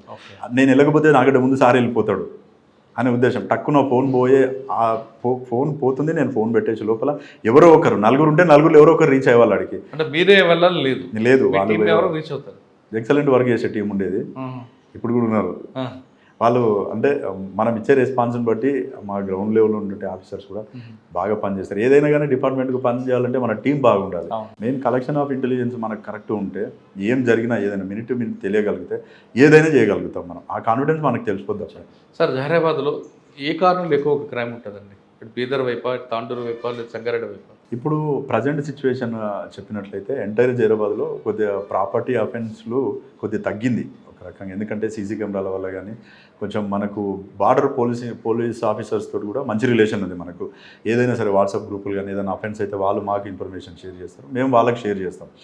ఏ ఇన్ఫర్మేషన్ అయినా మనకు ఎక్కువ ఏంటంటే మామూలుగా ప్రజెంట్ ఈ మధ్య కాలంలో హౌస్ బ్రేకింగ్లు కానీ తర్వాత మోటార్ సైకిల్ తెప్పులు అయితే బాడ్లీ అఫెన్స్లు మర్డర్లు అయితే ఇప్పుడు తగ్గినాయి, అంత అయితే లేవు ప్రజెంట్. ఇంతకుముందు నేను ఎస్ఐగా పనిచేసినప్పుడు కూడా నా ఎంటైర్ 3.5 yearsలో ఒకే ఒక మర్డర్ కేసు అయింది. బాగా పెట్రోలింగ్ చేసేది, విపరీతంగా పబ్లిక్లో ఉండేది. మార్నింగ్ 9కి వచ్చేస్తే నైట్ 11:30, 12కి ఇంటికి వెళ్ళేది. సార్ ఎస్ఐగా ఉన్న టైంలో మీ దగ్గర చాలా కేసులు జరిగాయి, ముత్తూట్ ఫైనాన్స్ అవ్వచ్చు, చాలా ఉన్నాయి, ఒకసారి రివీల్ చేసుకోండి. నేను జైరాబాద్లో యాజ్ ఎస్ఐగా రిపోర్ట్ చేసిన తర్వాత ఫస్ట్ ఛాలెంజింగ్ కేసు అంటే శ్రీధర్ రెడ్డి సారు ఇన్స్పెక్టర్. అప్పుడు సారు చాలా మంచి ఆఫీసరు, బాగా కోఆపరేటెడ్ చేసేటువంటి ఆఫీసర్, ఎక్సలెంట్ ఎంకరేజ్ చేసేది సారు. అయితే అప్పుడు ఏమైందనంటే ఇక్కడ రిపోర్ట్ చేసిన తర్వాత 1 monthకి ఫస్ట్ అఫెన్స్ ఇక్కడ కొత్తూరు బి అనే విలేజ్ ఉంటుంది. ఆ విలేజ్లో SBI బ్యాంక్ ఉంటుంది. ఆ బ్యాంక్లో చెస్ట్ ఓపెన్ చేసి ఏదైతే లాకర్ ఉంటుందో ఓపెన్ చేసి 2,80,000 rupees అందులోకించి అమౌంట్ థెఫ్ట్ చేయడం జరిగింది. దాన్ని గ్యాస్ కట్టర్ తోటి బ్రేక్ చేశారు. ఆ అఫెన్స్ అయిన తర్వాత ఎగ్జాక్ట్లీ 15 daysకి మల్చల్ అని ఇంకొక విలేజ్ ఉంటుంది, అక్కడ కూడా బ్యాంక్ ఉంటుంది. ఆ బ్యాంక్లో కూడా అటెంప్ట్ చేశారు. అటెంప్ట్ చేస్తే ఈ అఫెన్స్ అయింది, ఆ అఫెన్స్ అయింది. తర్వాత ఒక 1 month తర్వాత కోహిల్లో SBI బ్యాంక్కి మళ్ళీ సేమ్ గ్యాంగు అక్కడ అఫెన్స్ చేయడానికి వచ్చారు. వాళ్ళు వచ్చినప్పుడు ఏమైంది, అక్కడ అలారం రావడంతో అప్పుడు ఆడ నోముల వెంకటేష్ అని ఎస్ఐ 2009 బ్యాచ్. ఆ అబ్బాయికి ఫోన్ పోయింది. ఫోన్ పోతేనే నైట్ పడుకొని ఉన్నాడు, లోయర్ టీషర్ట్ తోటి భాస్కర్ అనే ఒక హెడ్ కానిస్టేబుల్ ఇప్పుడు ఎస్ఐ ఇంటెలిజెన్స్లో చేస్తుంది. ఆయన తీసుకొని 2 వీలర్ మీద వచ్చేసాడు ఫాస్ట్గా. ఆడికి వస్తానే వీళ్ళు సైరన్ 2 వీలర్ సౌండ్ వచ్చేసింది. అక్కడ ఎవరు నడిచే వరకు వాళ్ళు బయటకు వచ్చారు. బయటకు వస్తేనే వెంకటేష్ తొందరలో వెపన్ మర్చిపోయాడు. వాళ్ళు వెపన్ ఉన్న సంగతి అబ్జర్వ్ చేయలేదు వెంకటేష్. వీళ్ళు చేంజ్ చేస్తున్నారు, వాళ్ళ ముందు ఎరుగుతున్నారు, అవతల అన్ని ఫీల్డ్స్ ఉంటాయి. వెంకటేష్ కూడా ఎమ్మడి పరిగెడుతుంది పట్టుకోవడానికి. అతను తపంచ తీసుకొని బ్యాక్ పెట్టి ఫైర్ చేశాడు. ఫైర్ చేసినప్పుడు వెంకటేష్కి రౌండ్ రైట్ సైడ్లో జరిగింది, పడిపోయాడు. ఇమ్మీడియట్లీ సార్కి ఫోన్ చేసింది. శ్రీరెడ్డి సార్ వెళ్ళిండు, జీప్లో తీసుకొచ్చేసి ఇక్కడ ప్రగతి హాస్పిటల్లో అడ్మిట్ చేశారు. ఆ బ్లడ్ బ్యాంక్ కూడా సార్ దగ్గర ఉండే శివబాబు డాక్టర్ గారు, ఆయనకి ఇమ్మీడియట్లీ బ్లడ్ ఎక్కిచ్చేసి మాకు ఫోన్ చేశారు. ఇట్లా జరిగింది అని అంటే మేము ఇక్కడ సీన్కు రాకుండా సార్ ఏం చేసినా నువ్వు అక్కడికి వెళ్ళాను. నేను ఇద్దరు కానిస్టేబుల్ తీసుకొని అక్కడికి వెళ్ళి ఆ రోజు మార్నింగ్ అంతా కూడా అక్కడ సెర్చ్ చేసాం. సెర్చ్ చేస్తే ఏదైతే ఫైర్ చేసిన కార్టేజెస్ ఒక 4 కార్టేజెస్ దొరికినాయి అక్కడ. వాళ్ళు పారిపోయారు. ఇంకా తర్వాత సార్ పిలిచి ఆ నెక్స్ట్ డే ఇక్కడ నుంచి హైదరాబాద్ షిఫ్ట్ చేసి ఆయనని హెల్త్ కొంచెం స్టేబుల్ అయ్యే వరకు కేర్ తీసుకున్న తర్వాత సార్ పిలిచి ఏ విధంగా దీన్ని ఛాలెంజ్ తీసుకొని కంపల్సరీ డిటెక్ట్ చేయాలన్నారు. 15-20 days అయింది. అప్పటికి క్లూస్ అయితే ఏం లేవు. సార్ ట్రాన్స్ఫర్ అయ్యి వెళ్ళిపోయింది, నరేందర్ సార్ వచ్చింది. సార్ ఇప్పుడు ఆయనకి వాళ్ళ ఆయన బయట నుంచి కాల్ ఇస్తారు, అవును. మీ ఎస్ఐ గారికి ఇంజూరీ అవుతారు, హాస్పిటల్ తీసుకెళ్తారు. కానీ అక్కడ మీకు క్లూస్ దొరికాయా, తన ముందు తీసుకెళ్లారా? అయితే అక్కడ మాకు ఓన్లీ కార్ట్రిజెస్ దొరికినాయి. అఫెండర్స్ ఎవరో తెలియదు, ఎలా వచ్చారో ఏమాత్రం తెలియదు. అయితే అప్పుడు ఒక 20 days తర్వాత ఇక మళ్ళీ కూర్చొని ప్లాన్ చేసాం, ఇది ఇట్లా కాదు, ఎట్టి పరిస్థితుల్లో డిటెక్ట్ చేయాల్సిందని. ఒకరోజు నైట్ ఏ టైంలో అయితే అఫెన్స్ అయిందో అదే టైంలో అప్పుడు సిడిఆర్ అనాలిసిస్కి సంబంధించి ఈ సీప్లేస్ కానీ పర్పుల్ కానీ యాప్స్ అప్పుడు సాఫ్ట్వేర్ ఏం లేదు. డైరెక్ట్ రాములను తీసుకొని, రాములు అని ఒక కానిస్టేబుల్ ఉండే, సిఏ గారి గన్మెన్ ఉండే, అతన్ని తీసుకొని మల్చెల్మ బ్యాంక్కి వెళ్ళినాం. అదే టైంలో ఐడీస్ తీసుకున్నాం. సేమ్ ఏ టైంలో అయితే కొత్తూరులో అయిందో అదే టైంలో ఐడీస్ తీసుకున్నాం. కోహిర్ లైన్ దగ్గర కూడా ఐడీస్ తీసుకొని అప్పుడు మాన్యువల్గా సిడిఆర్స్ కలెక్ట్ చేసుకొని ఏ టైంలో అఫెన్స్ అయిందో అదే టైంలో కొన్ని నెంబర్స్ ఐడెంటిఫై చేసాం మాన్యువల్గా తీసుకొని. ఈ నెంబర్స్ ఎక్కడ ఉన్నాయి దాన్ని ఎస్డిఆర్ తీసుకోవడం జరిగింది. ఎస్డిఆర్ ఒక 1.5 month ప్రాసెస్ ఇది. తీసుకున్న తర్వాత అవన్నీ కూడా అక్కడే వాడి అక్కడే వదిలేసారు. కానీ అవన్నీ కూడా ఏంటంటే గుల్బర్గ్ అడ్రస్ ఉన్నాయి, టిప్పు సుల్తాన్ కాలనీ అనే అడ్రస్ వచ్చినాయి. అందులో ఒక 32 members ఏమో ఆ నెంబర్స్ అన్నీ వచ్చేస్తే అవన్నీ ఎస్డిఆర్ ద్వారా ఐడెంటిఫై చేసినాం. అసలు ఇందులో మెయిన్ ఎవరు, ఒకటే రోజు ఆన్ అయింది, ఒకటే రోజు స్విచ్ ఆఫ్ అయింది. ఓకే అని చెప్పేసి తీసుకున్న తర్వాత అప్పుడు నా దగ్గర ఒక ముస్తాఫా అని కానిస్టేబుల్ ఉండే డ్రైవర్, అతనికి కొంచెం కన్నడ వచ్చు, గుల్బర్గ్ లెవెల్కి చుట్టాలు కూడా ఉన్నారు ఇప్పుడున్న కలబుర్గి. అయితే ఆ వెరిఫై చేసిన తర్వాత దాన్ని మళ్ళీ కస్టమర్ అప్లికేషన్ ఫామ్ ఒకటి తీసుకున్నాం. అతన్ని పట్టుకొని ఆధార్ కార్డు తోటి వెరిఫై చేస్తే ఒక నెంబరు, ఏ నెంబర్ అయితే వచ్చిందో ఇక్కడ అఫెన్స్లో వాడిన నెంబరు ప్లస్ అక్కడ ప్రజెంట్ ఆధార్ కార్డు మీద కాలా మహబూబ్ అనే అతను ఒక సిమ్ కార్డు తీసుకొని వాడుతున్నాడు. అతను ఈ కాలా మహబూబ్ ఎవరు అని చెప్పేసి లోకల్లో వెరిఫై చేసాం. ఈ ముస్తఫా కూడా ముస్లిమే కాబట్టి వెరిఫై చేస్తాడు, ఒక నోటోరియస్ క్రిమినల్, వాడు ఇవే అఫెన్సులు చేస్తాడు, అన్ని బ్యాంక్ అఫెన్స్లు చేస్తాడు, మన దగ్గర వెపన్ ఉందని కూడా చెప్పాడు కదా. ఓకే అని చెప్పేసి వచ్చిన తర్వాత ఇక ఏం చేద్దాం, వాడిని ఎట్లయినా చేసి లిఫ్ట్ చేయాలని చెప్పేసి మళ్ళీ సిడిఆర్స్ తీసుకుంటే ఆ ఫోన్ ఏదైతే వాడిండో ఆ ఫోన్ అక్కడే ఉంది, కానీ ఇక్కడ అఫెన్స్లకు రాలే. ఇక్కడ వచ్చిన ఫోన్ ఏదైతే ఉందో ఇక్కడే ఆన్ అయ్యి ఇక్కడే స్విచ్ ఆఫ్ అయింది. ఓకే అని చెప్పేసి అనుకున్న తర్వాత ఇట్లా కాదు ముస్తఫా, నువ్వు కంప్లీట్ బిస్తర్ తీసుకొని పోయి అక్కడే ఉంది కదా, వాళ్ళ ఇంటికి ఎదురుగా ఇల్లు తీసుకో అని చెప్పేసి అలా ఇంటికి ఎదురుగా ఒక రూమ్ తీసుకొని పైన 2nd floorలో మామూలుగా ఆన్నే వండుకోవాలి, ఆన్నే తినాలి, వాళ్ళని కిటికీలకి చూసుకుంటూ వాచ్ చేసుకుంటూ ఉండాలి. అట్లా ఒక 26 days అయిన తర్వాత వన్ డే అతను ఒక క్వాలిస్ వెహికల్ వేసుకొని వస్తాడు. వచ్చిన తర్వాత ముస్తాఫా ఫోన్ చేసి, సార్ వాడు వచ్చింది సార్, ఉన్నాడు సార్, ఇట్లా రైట్ అని చెప్పేసి ఇమీడియట్లీ ఇక్కడ నుంచి బయలుదేరి 2 hours నేను నరేందర్ సార్ టీం అందరం పోయినాం. అయితే అప్పుడు ఆడ బసవరాజ్ తేలి అని ఒక ఇన్స్పెక్టర్ ఉండే ఆ ఏరియాకి సంబంధించి, ఆయన కూడా మంచి క్రైమ్ నాలెడ్జ్ ఉన్నాడు. ఎడ్ల మసూర్ రెడ్డిని వాళ్ళే అరెస్ట్ చేసి, ఆయన కొంచెం మంచి ఫ్రెండ్, ఆయన బీదర్లో ఉన్నప్పుడు ఆయనకి రిక్వెస్ట్ చేసినాము, ఎందుకంటే ఈ అఫెండరు అని చెప్తే వాళ్ళు మనకు హ్యాండ్ ఓవర్ చేయరు. కాబట్టి మా దగ్గర ఒక లాంగ్ పెండింగ్ వారెంట్ ఉంది సార్, ఇట్లా ఫలానా అతను అంటే, శివ నువ్వు అడిగితే మా ఠీకే ఆవో అంబి ఆతే అని చెప్పేసి ఆయన ఒక 5-6 మందిని వెపన్స్ తీసుకొని, ఆ టిప్పు సుల్తాన్ కాలనీ ఎట్లుంటుందంటే కంప్లీట్ మాస్ టోటల్ ముస్లిం ఏరియా, కొంచెం లిఫ్ట్ చేయడం కూడా చాలా ఇబ్బంది. వాళ్ళు వెపన్స్ తీసుకొని వచ్చారు, మేము ఒక 10 మందిని మేము ఇంటి మీద డైరెక్ట్ రేడ్ చేసి వాళ్ళని లిఫ్ట్ చేసుకొని వచ్చేసాం. వచ్చిన తర్వాత వాళ్ళని ఇంటరాగేషన్ చేసినాం. కాలా మహబూబు, గోరా మహబూబ్ ఇద్దరు మెయిన్ అఫెండర్స్. వాళ్ళు ఫస్ట్ అఫెన్స్లో యాక్చువల్గా సైకిల్ మోటార్ అఫెన్స్లు స్టార్ట్ చేశారు. సైకిల్ మోటార్స్ చేస్తూ ఇది లాభం లేదు, ఒకటేసారి బ్యాంక్ అఫెన్స్ చేస్తే మనకి ఎక్కువ లాభం వస్తుంది కదా అని చెప్పేసి ఒకటి గుల్బర్గ్లో చేశారు. గుల్బర్గ్లో ఒక అఫెన్స్లో 5 lakhs rupees ఫస్ట్ వాళ్ళకి గెయిన్ అయింది. ఆ తర్వాత ఇక్కడ అఫెన్స్ చేశారు. అప్పుడు దాంట్లో ఏంటంటే సిలిండర్స్ వాళ్ళు చేసే విధానం, వాళ్ళు ఒక పెద్ద గోడౌన్ తీసుకున్నారు. ఫస్ట్ ఆ గోడౌన్ ఏంటంటే ఒక టీం ఏమో స్క్రాప్కి సంబంధించిన వెహికల్స్ ఎత్తుకపోయి కట్ చేసి అమ్మేస్తుంటుంది, ఇంకొక టీం ఏమో బ్యాంక్ అఫెన్సులు చేస్తుంటుంది. అప్పుడు మొత్తం రికవర్ చేయడం జరిగింది అదంతా. అప్పుడు Gajarao Bhupalarao sir additional SP ఉండే, Gajarao Bhupalarao sir additional SP, G Venkatesh sir DSP ఉండే. ఇక్కడే ప్రెస్ మీట్ పెట్టేసి బాగా వెళ్ళేది సార్. మీరు చెప్పిన ఏమో గతంలో ఏశ్వర నగర్లో కూడా కెనరా బ్యాంక్ జరిగింది, వాళ్ళు వీళ్ళు ఒకటేనా? కాదు, వీళ్ళు ఇక్కడే అఫెన్సులు చేశారు. ఇది 4th offense మా దగ్గర. ఫస్ట్ గుల్బర్గ్లో ఒకటి చేశారు, అక్కడ డబ్బులు ఫస్ట్ ఏమో అఫెన్స్లో డబ్బులు వచ్చినాయనే ఉద్దేశంతో కొత్తూరులో చేశారు. కొత్తూరు తర్వాత 2 attempts ఎస్ఐ మీద ఫైర్ చేశారు. సార్ మరి గుల్బర్గ్ ఎస్ఐ పోలీస్ అడగలేదా మీరు ఎన్బిడబ్ల్యూ అన్నారు? అయితే తీసుకొచ్చిన తర్వాత నెక్స్ట్ డే చెప్పినాం ఆయనకి, ఆయన ఇమ్మీడియట్లీ జీప్ వేసుకొని వచ్చేసాడు. శివ आप गलत बोले मेरे को क्यों ऐसा बोले तो नहीं साहब बहुत इसमें प्रेशर है हमारे को वांटेड है बोले तो ఆయన కూడా ఇక్కడ వచ్చి చాలాసేపు ఆయన ఇంటరాగేషన్ చేసింది. అలా ఎస్పీ అప్పుడు నటరాజన్ అని ఐపీఎస్ ఉండే, ఆయన కొంచెం సీరియస్ అయిందంట, మీరు ఎందుకు పట్టుకోలేకపోయారు, వాళ్ళు వచ్చి ఎందుకు పట్టుకున్నారు అది అని చెప్పి కొంచెం నన్ను చీట్ చేసినందుకు కొద్దిగా ఫీల్ అయింది. తర్వాత ఇప్పుడు కూడా మంచి పోలీస్ ఆఫీసర్ ఆయన ఏసీపీ బెంగళూరులో ఉన్నారు ప్రజెంట్. తర్వాత బాగా గుర్తుండిపోయిన సంఘటన ఆ తర్వాత ఆ, ఈ ఇన్సిడెంట్ కంటే కొద్ది ముందు రోజు ఒక హీనియస్ క్రైమ్ ఒకటి అయింది.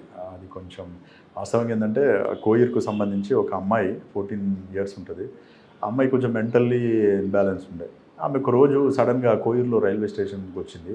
రైల్వే స్టేషన్లో ట్రైన్ ఎక్కి జైరాబాద్ వచ్చింది. జైరాబాద్లో దిగిన తర్వాత ఆ అమ్మాయికి ఏం చేయాలో తెలియదు. నైట్ ట్రైన్ 1 o'clock దిగింది. ఆ ఇంట్లో మిస్ అయింది. వాళ్ళ తల్లిదండ్రులు కూడా చూసుకోలేదు. దిగిన తర్వాత ఆ అమ్మాయి రైల్వే స్టేషన్ బయట తిరుగుతూ ఉంటే ఒక ప్రైవేట్ ఎంప్లాయ్ అతను ఏం చేశాడు, వాళ్ళ ఇంటికి ఏంటంటే ఇక్కడ బస్ స్టాండ్ దగ్గర క్రాస్ కంట్రీ నడుచుకుంటూ వాళ్ళ రైల్వే స్టేషన్ నుంచి పోయే టైంలో ఏం చేశాడు, ఈ అమ్మాయి బయటకు కూర్చుంటే ఆయన కొంచెం డ్రంకన్ కండిషన్, ఆ అమ్మాయిని రేప్ చేయడం జరిగింది. ఆ చెట్ల పొదలు ఉంటే అక్కడ రేప్ చేసి బాగా బ్లీడింగ్ అమ్మాయికి మొత్తం చేసి వెళ్ళిపోయాడు అక్కడ నుంచి. ఆ కేసు వాస్తవం కూడా అప్పుడు ఎగ్జాక్ట్లీ 1:30 మంచి బాగా గాఢ నిద్రలో ఉన్నాం. ఒక ఆటో డ్రైవర్ ఫోన్ చేసిండు. ఇంతకుముందు మీకు చెప్పినట్టు ప్రతి పర్సన్ కూడా ఇన్ఫర్మేంటే.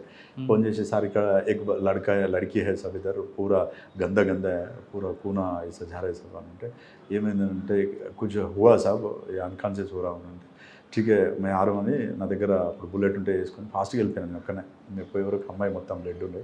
ఆ నుంచి చూసి శ్రీధర్ రెడ్డి సార్కి ఫోన్ చేస్తే ఫస్ట్ హాస్పిటల్ షిఫ్ట్ చేసి అమ్మాయిని అని చెప్పి షిఫ్ట్ చేసినాం. అయితే అందులో ఈ ఆటో డ్రైవర్స్ నైట్ ఎవరైతే తిరుగుతారో వాళ్ళు అందరూ కూడా మనకు డైలీ ఏం జరిగినా చెప్పేవాళ్ళు. అన్నోన్ పర్సన్ ఎవరైనా కనిపిస్తే వాడు ఒక చిన్న క్లూ ఇచ్చాడు. సార్ ఏమన్నాడంటే ఈ తెల్లవారితే పెద్ద ఇష్యూ అయిపోతుంది, ఎట్టి పరిస్థితిలో పట్టుకోవాలి ఎవరనేది. సీసీ కెమెరాస్ లేవు, ఏం లేవు, ఎవరో కూడా తెలియదు. అమ్మాయిని హాస్పిటల్లో చేంజ్ చేసి ఇక్కడ నుంచి షిఫ్ట్ చేద్దామని చెప్పేసి అమ్మాయిని సంగారెడ్డి షిఫ్ట్ చేశాం. ఈ ఆటో డ్రైవర్ని పిలిచి మాట్లాడినాం, మీరు ఎవరెవరిని తీసుకుపోయారు, ఎక్కడెక్కడ డ్రాప్ చేశారు. ఇందులో ఒక నౌషద్ అని ఒక ఆటో డ్రైవర్ అతను చెప్పాడు, సార్ మార్నింగ్ 4:30 ఆ టైంలో సార్ నేను మొత్తం తిరుగుతూ ఇంటికి పోతున్నా సార్. ఇంటికి పోతున్నప్పుడు ఒకడు తాగి సార్ దానికంటే ఈ అఫెన్స్ అయిన తర్వాత రామ్నగర్ బ్రిడ్జ్ ఉంటుంది, ఆ బ్రిడ్జ్ నుంచి అటు పోతున్నాడు సార్ వాడు. నాకు ఎందుకో తోడా డౌట్ అయ్యే సార్ ఇంకా ఊపిరాను అన్నాడు. అయితే ఇప్పుడు అక్కడ చాలా హౌసెస్ ఉన్నాయి. అప్పుడు ఓన్లీ ఒక 10 to 15 హౌసెస్ ఉండే అక్కడ. ఎందుకైనా మంచిది ఎలాంటి డ్రెస్ వేసుకున్నాడు అదంటే అతను చెప్పిండు, ఈ కొంచెం కంపెనీ కలర్ డ్రెస్ ఉంది సార్, యాష్ కలర్ డ్రెస్ ఉంది అని. అప్పుడు 4:30 అట్లా అవుతుంది. తెల్లవారు లోపల ఏదో ఒకటి చేయాలి అట్లని చెప్పేసి అందరు కానిస్టేబుల్ని పిలిపించి ప్రతి ఒక్క ఇల్లు ఒకరు చెక్ చేయండి, ఈ డ్రెస్ ఎవరు వేసుకుంటే వాళ్ళని తీసుకొచ్చి కూర్చోబెట్టండి. అట్లా వాడు ఏం చేసి ఇంటికి పోయి డ్రెస్ ఇప్పేసి ఆ డ్రెస్ ఇంట్లో ఉంది. అయితే వాడిని అడిగితే అప్పుడే పడుకున్నట్టు తెలిసిపోయింది. పట్టుకున్న తర్వాత వాడు ఏం చెప్పలేదు. పిఎస్కి తీసుకొచ్చినాం. కొంచెం మా వేలు అడిగితే తప్పైంది సార్ అన్నాడు. వాళ్ళ దగ్గర బ్లడ్ స్టెయిన్స్ కూడా ఉండే బట్టలకి. లాకప్ వేసి సార్కి ఫోన్ చేసినాం, సార్ వాడు దొరికింది సార్ అని చెప్పి. సార్ వచ్చి బాగా హక్ చేసుకొని వెరీ గుడ్ షో, ఎక్సలెంట్ అయ్యేది. అది చాలా అసలు ఆ రోజు కనుక వాడు దొరకకుండా ఉంటే కొద్ది సెన్సేషనల్ అయ్యేది. కాకపోతే మళ్ళీ కొద్ది రోజుల తర్వాత ఆ అమ్మాయి మెంటల్ ఇన్బ్యాలెన్స్ తోటే బాయిలో దూకి సూసైడ్ చేసుకుంది, చనిపోయింది అమ్మాయి. ఆ కేసు ట్రయల్ కాకముందే చనిపోయింది అమ్మాయి. వాడు తర్వాత కనపడ్డాడు. ఆ తర్వాత ఇక వాడు కంప్లీట్ జైల్లో ఉండే, ఇక్కడ నుంచి వెళ్ళిపోయాడు కర్ణాటక అతను. తర్వాత మీకు బాగా గుర్తుండిపోయిన కేసుగా ఆ తర్వాత ఇక్కడ జైరాబాద్కు సంబంధించి చేసిన కేసుల్లో ఇంపార్టెంట్ కేసు అని అంటే ముతూట్ ఫైనాన్స్ సంబంధించింది. అందులో అది చాలా కొంచెం అంటే ఎవరీ పోలీస్ ఆఫీసర్ కూడా అట్లాంటి ఆపరేషన్ అనేది ఒకటి చేస్తే చాలా అంటే వైడ్ ఎక్స్పీరియన్స్ వస్తుంది. అది ఎట్లా అంటే అందులో దాదాపు 77 kgs గోల్డ్ థెఫ్ట్ అయింది. 77 kgs గోల్డ్. ఇక్కడ ముతూట్ ఫైనాన్స్ అని ఇక్కడ నుంచి ఎగ్జాక్ట్లీ 1/2 kilometer దూరంలో ఉంటుంది. అందులో మొత్తం గోల్డ్ కూడా 3 చెస్ట్లు ఉంటాయి. అంటే ఈ గోద్రేజ్ లాకర్స్ పెద్దవి ఉంటాయి. అందులో అల్మారాలో ఏవైతే ఉంటాయో అరలారాలు ఉంటాయి, దాని నిండా ప్రతి దాంట్లో గోల్డ్ ఉంటుంది. 100 kgs అబోవ్ గోల్డ్ ఉంటుంది. కాకపోతే 3 ఓపెన్ చేశారు. 3 ఓపెన్ చేస్తే 3 కూడా బ్యాగులు ఓపెన్ కాగానే అది 2 days ఆపరేషన్. ఎవరైతే అఫెండర్స్ ఉంటారో వీళ్ళందరూ కూడా జార్ఖండ్ స్టేట్ వాళ్ళు. ఇది యాక్చువల్గా ఈ అఫెన్స్లో చెప్పడానికి ముందు వాళ్ళు ఏం చేస్తారంటే ఈ అఫెన్స్కి ప్లాన్ చేసుకోవడానికి కారణం దేవ్ సింగ్ అని చెప్పేసి ఒక నేపాలీ గూర్ఖా ఉంటాడు. ఇతను ముంబైలో ఉన్నప్పుడు ఒక మర్డర్ కేసులో జైలుకు పోతాడు. వీడు జైలుకు పోయినప్పుడు అక్కడ దొంగతనం కేసులో కమరుద్దీన్ షేక్, రెజావుల్ షేక్, తర్వాత బహరుద్దీన్ షేక్ అని వీళ్ళు కూడా ఒక థెఫ్ట్ కేసులో జైలుకి వస్తారు. ముంబై జైల్లో వచ్చినప్పుడు వీళ్ళందరూ అక్కడ పరిచయం అవుతారు. పరిచయం అయినప్పుడు మీరు ఎక్కడి నుంచి వచ్చారని పరిచయంతో మేము ఇట్లా దొంగతనాలు చేస్తాం అది ఇది అంటే నువ్వేం చేస్తావు అంటే నేను గూర్ఖా చేస్తా, ఎక్కడుంటావు అది అంటే నేను ఎక్కడుంటే అక్కడనే ఉంటా అని చెప్పేసి ఫోన్ నెంబర్లు మార్చుకున్నారు ఇద్దరు. ఈ ఫోన్ నెంబర్ ఇచ్చేసుకుంటారు. వచ్చిన తర్వాత వీడు ఒక 1-2 years తర్వాత జైరాబాద్కి వచ్చిండు. జైరాబాద్లో వచ్చి ఇక్కడ గూర్ఖా నైట్ తిరుగుతుండేవాడు. తిరుగుతున్నప్పుడు వాళ్ళు ఒకసారి కాల్ చేసారు. కాల్ చేస్తే బహుశా ఓనర్ అయితే ఇద్దరు ఆ పావు ఎక్బార్ అని అంటే ఒకసారి వచ్చి చెక్ చేసుకొని పోయిరు మామూలుగా వచ్చి చూసి. ఒక నెల తర్వాత ముత్తూట్ ఫైనాన్స్ ప్లాన్ చేశారు. ముత్తూట్ ఫైనాన్స్ ఎందుకు ఎంచుకున్నారండి? అయితే ముత్తూట్ ఫైనాన్స్ ఎన్నుకోవడానికి కారణం ఏంటంటే ఈ నేపాలీ గూర్ఖ ఎవరైతున్నాడో ఇతను మార్నింగ్ టైము మొత్తం రెక్కి చేసిండు. ఎంతమంది కస్టమర్స్ ఉంటారు, ఎక్కడ గోల్డ్ పెడతారు, ఎక్కువ గోల్డ్ పెట్టేది అందులోనే ఎక్కువ మంది. అతను చెప్పిండు ఇక్కడ ఉంటే ఇందులో చేస్తే మనకు వర్కౌట్ అవుతుంది. అయితే ఈ ఎవరైతే జార్ఖండ్ వాళ్ళు ఉన్నారో వీళ్ళు విపరీతమైన హార్డ్ వర్క్ చేస్తారు. వెల్డింగ్ ఎలా చేస్తారంటే వెల్డింగ్ స్టార్ట్ చేస్తే కంటిన్యూ 5-6 అవర్స్ కొడతారు. వెల్డింగ్ కంటిన్యూ ఓపెన్ అయిందా కొడతారు. అందులో ఒకడు రెజావుల్ షేక్ అని చెప్పేసి వాడిని మేస్త్రి అంటారు. వన్ పని ఇదే అన్నట్టు. అక్కడ బ్రిడ్జెస్ కట్టేటప్పుడు అతను చెప్తున్నాడు 4 days 5 days కూడా సార్ మాకు అలవాటు కంటిన్యూ చేసేస్తాం సార్, కొద్దిసేపు పడుకుంటే చాలు మళ్ళీ కంటిన్యూ వెల్డింగ్ చేస్తాం సార్ మేము. అట్లా ఏం చేశారంటే గ్యాస్ సిలిండర్స్ టోటల్ వీళ్ళు జార్ఖండ్ నుంచి ట్రైన్లో తెచ్చుకున్నారు. తెచ్చుకొని ఫస్ట్ ఫ్రైడే నైట్ వస్తారు, వచ్చి ఈ ఎవరైతే ఈ గూర్ఖా ఉన్నాడో వాళ్ళ ఇంట్లో స్టే చేస్తారు. Second Saturday holiday. Second Saturday night back side నుంచి డోర్ ఉంటుంది, చెక్క డోరు. ఆ డోర్ బ్రేక్ చేసుకొని లోపలికి వెళ్ళిపోతారు. లోపలికి వెళ్ళిపోయి 10 o'clock అఫెన్స్ స్టార్ట్ చేస్తారు. అఫెన్స్ స్టార్ట్ చేసి మార్నింగ్ 5 o'clock వరకు ట్రై చేస్తారు కానీ ఓపెన్ కాలే. మళ్ళీ నెక్స్ట్ డే వస్తారు సేమ్ 10 o'clock వచ్చేసి మళ్ళీ స్టార్ట్ చేస్తారు. గ్యాస్ సిలిండర్స్ సఫిషియెంట్ ఉన్నాయి వాళ్ళ దగ్గర. కంటిన్యూ కొడుతుంటే మార్నింగ్ 3:30-4 మధ్యలో ఓపెన్ అయిపోయినాయి. ఓపెన్ అయితేనే 5 bags మొత్తం ఒక్కొక్కటి 15 kgs వరకు కొట్టే బ్యాగ్స్ అన్ని ప్యాకెట్స్ నింపుకొని వెళ్ళిపోతుంటారు. వెళ్ళిపోతుంటే అందరూ బయటకు వచ్చారు. బస్ స్టాండ్ దగ్గరనే. బస్ స్టాండ్ దగ్గరికి వచ్చేసి బస్ స్టాండ్లో బస్ ఎక్కి ఇక్కడ నుంచి ఎంజీబీఎస్కి పోతారు. ఎంజీబీఎస్కి పోయి అక్కడ బస్సు దిగిపోతున్నప్పుడు మొత్తం 5 బ్యాగులు నింపుకొని పోతుంటారు. లాస్ట్కి వచ్చేవాడు అశోక్ శర్మ అని ఒక అఫెండర్. అందులో అతను కొంచెం వెనకబడతాడు. వెనకబడ్డప్పుడు వెనకాల నుంచి అక్కడ పోలీస్ అవుట్ పోస్ట్ ఉంటుంది కదా, డౌట్ వచ్చేసి ఆగు అంటుంటే వాడు బ్యాగ్ వదిలిపెట్టి పారిపోతాడు. ఆ పారిపోయే క్రమంలో ఈయన పర్సు పడిపోతుంది.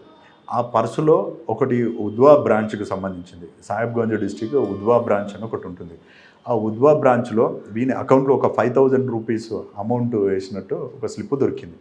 ఆ స్లిప్ దొరుకుతానే ఆ స్లిప్పు అది ఏదైతే ఉందో అక్కడ కన్సర్న్ పోలీసులు చూస్తే ఆ చిట్టీల పైన ఏవైతే స్లిప్స్ ఉంటాయి కదా, జైరాబాద్ ముత్తూట్ అని వచ్చింది.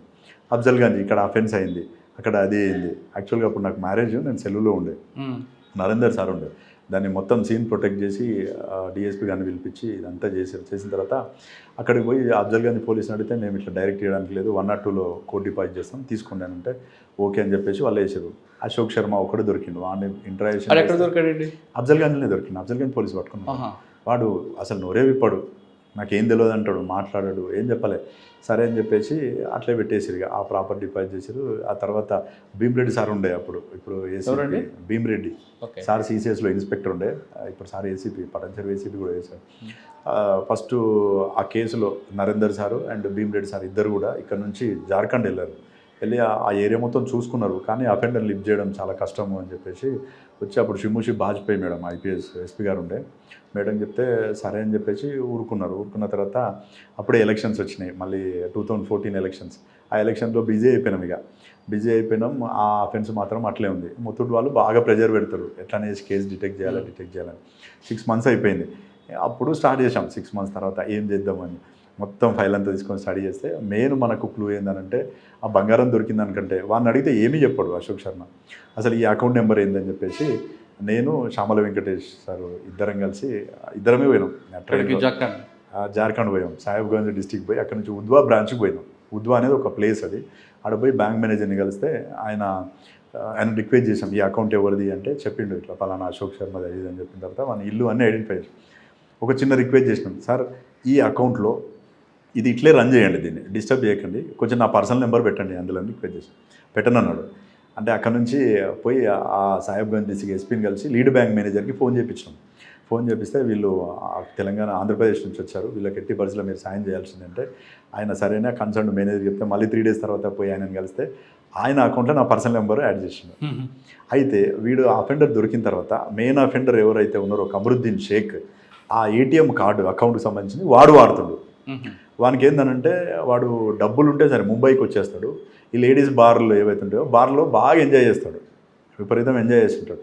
అట్లా ఒక 2 months తర్వాత ఒకరోజు సాయంత్రం పూట 7:30 టైంలో ఒక మెసేజ్ వచ్చింది నాకు మొబైల్కి.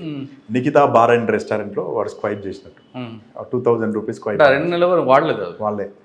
ఆ స్వైప్ చేసిండు. స్వైప్ చేయగానే మెసేజ్ వస్తానే ఆ మెసేజ్ ఇమీడియట్లీ సీఏ గారికి చెప్తే తిరుపతన్న సార్ డిఎస్పీ ఉండే అప్పుడు తిరుపతి అన్న సార్ చెప్తాను ఏం చేస్తాం అన్నాడు. మీరు పర్మిషన్ ఇచ్చి వెళ్ళిపోతాం సార్ అన్న. ఓకే వెళ్ళిపో అన్నాడు. 4 కానిస్టేబుల్స్ ఏమాత్రం ఆలోచించాలి. ఇమ్మీడియట్లీ వెళ్ళిపోయినాం ముంబై పోయి అది మొత్తం జస్ట్ నెట్లో చూసుకునే మాకు ఏం తెలియదు అసలు అది ఎక్కడ మొత్తం సెర్చ్ చేస్తే ఆ పన్వేలి ఏరియాలో నిఖితా బార్ అండ్ రెస్టారెంట్ అని ఉంది. ఒకటి ఐడెంటిఫై 2 days పట్టింది దానికి. అడిగి పోయిన తర్వాత అది 7 o'clock ఓపెన్ అవుతుంది బారు, 9 o'clock క్లోజ్ అవుతుంది. ముంబైలో అన్ని బార్లు కూడా 7కి ఓపెన్ అయ్యి 9 క్లోజ్ అయిపోతాయి లేడీస్ బార్లు అన్నీ.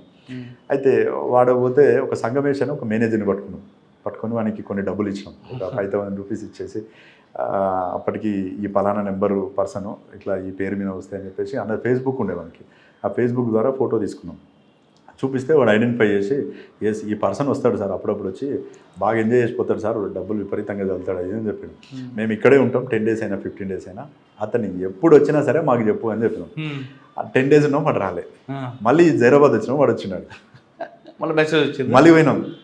మళ్ళీ పోయిన తర్వాత వాడు అక్కడే ఉన్నాడు. అయితే 2 days వెయిట్ చేసినాం. 2 days వరకు వాడు రాలే. అయితే ముంబై తిరుగుదామని చెప్పేసి బాంద్రా ఏరియాకి పోయినాం మేము. ముంబైలో విపరీతమైన ట్రాఫిక్ కదా, తెలియదు మాకు.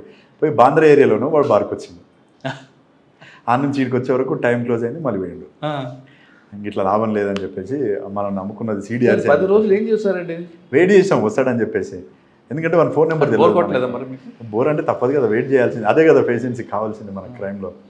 అంత అంటే పట్టుకోవాలన్న ఒక జీలు గట్టిగా ఉంది. వానొక్కని పట్టుకుంటే ఎట్టి పరిస్థితిలో తెలిసిపోతుందని మనకు ఉన్నది ఒకే ఒక్క క్లూ అది. ఇక ఆ తర్వాత ఇది కాదని చెప్పేసి మళ్ళీ వచ్చినాం. CDRs ఇక ఏమైనా చేయాలని చెప్పేసి ఇక్కడ డంప్ అక్కడ డంప్ తీసి డంప్ పెట్టేసి ముంబైది అది కంపేర్ చేస్తే వన్ నెంబర్ వచ్చింది. నెంబర్ కంటిన్యూ ట్రాక్ చేసుకుంటూ మన హైయెస్ట్ CDRs ఎవరున్నాయి ఏం కథ అని చూస్తే వీడు మళ్ళీ ఒక నేపాలీ అతనికి కాంటాక్ట్ ఉన్నాడు. నేపాలీ ఓకే. ఒక నేపాలీ గూర్ఖాకు ఇంకొక కాంటాక్ట్ దొరికింది. జీడిమెట్ల ఏరియాలో ఉంటుండే. ఆ జీడిమెట్ల వాణి పట్టుకుంటే వాడు ఇది మా మామ నెంబర్ సార్, చెన్నైలో ఉంటాడని చెప్పింది. ఆ చెన్నైలో వీనితో వాడిని పిలిపించి దామామ కొంచెం అది ఉందంటే అతను వచ్చింది ఇడికి. ఆ చెన్నైలో ఉన్న వానికి ఈ కమరుద్దీన్ కాంటాక్ట్లో ఉన్నాడు. వీనితో ఫోన్ చేయించినాం. అయితే వాడు వీడిద్దరు కలిసి ఒక థెఫ్ట్ కేసులో జైలుకు పోయారు ఇద్దరు. వాడు చెప్పంగానే అయితే అక్కడ పోయిన తర్వాత ఈ పైసలన్నీ అయిపోయినాయి. ఇక తాగి తిరగడమే కదా వీళ్ళ పని. ఒక మంచి ఆ ప్లేస్ చూసినా మంచి బ్యాంక్ ఉంది అంటే ఇక్కడ చెప్తే వానికి డౌట్ వస్తుందని పూణే అని చెప్పించినాం. మనం పూణేలో ఉంది ఆ ఫ్రెండ్స్ వచ్చేయని అన్నాడు. ఫస్ట్ ఎక్కడ కలుద్దామంటే హైదరాబాద్లో కలుద్దాం మనం అని అన్నాడు.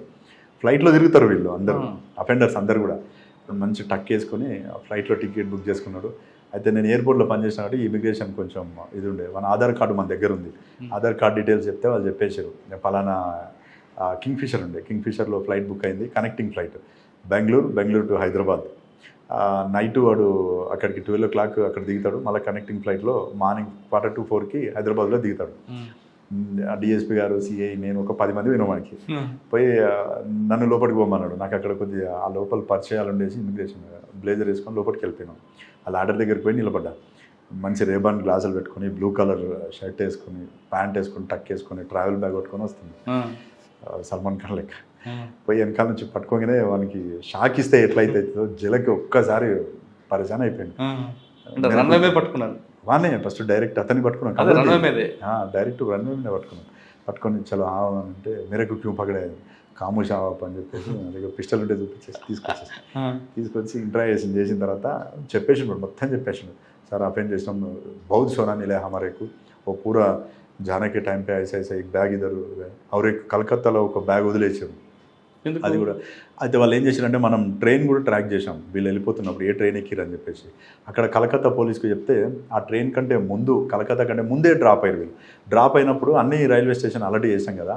వాళ్ళు ఏం చేశారంటే ఎక్కడెక్కడైతే ముందు డ్రాప్ అవుతారో ఆ రైల్వే పోలీస్ బాగా యాక్టివ్ ఉన్నారు. చూసి వీళ్ళు పోలీసులు చూసి దిగే బ్యాగులు కూడా చెప్పేసాం, మనం పెద్ద బ్యాగ్స్ ఉండొచ్చు వాళ్ళ దగ్గర. బ్యాగ్లో ఎమ్మటి పడితే ఒక బ్యాగ్ వదిలేసి పారిపోయారు. ఇంకా 3 బ్యాగులు అక్కడ మిగిలినాయి. అచ్చా అని చెప్పేసి మళ్ళీ తర్వాత పోయి అక్కడ వాళ్ళు కూడా డిపాజిట్ చేశారు. అది బ్యాంక్ నుంచి రికవర్ చేసుకున్నాం. ఆ తర్వాత ఇక్కడ ప్లాన్ చేసాం. ఇక పూణే ఆల్రెడీ అఫెన్స్ ప్లాన్ చేసాం కదా.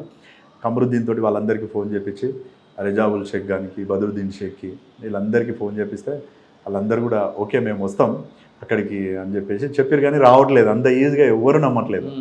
ఇట్లా కాదని చెప్పేసి చామల వెంకటేష్ సారు, నేను, మన శ్రీనివాస్ నాయుడు సారు, వీళ్ళు బాగా యాక్టివ్. సార్ వాళ్ళు విపరీతం ఎంకరేజ్ చేసేవాళ్ళు. అసలు క్రైమ్ చేస్తున్నానంటే పోయినాం. అప్పుడు పోయేసి అక్కడే స్టే చేశాను. ఇక జార్ఖండ్ పోయినాం.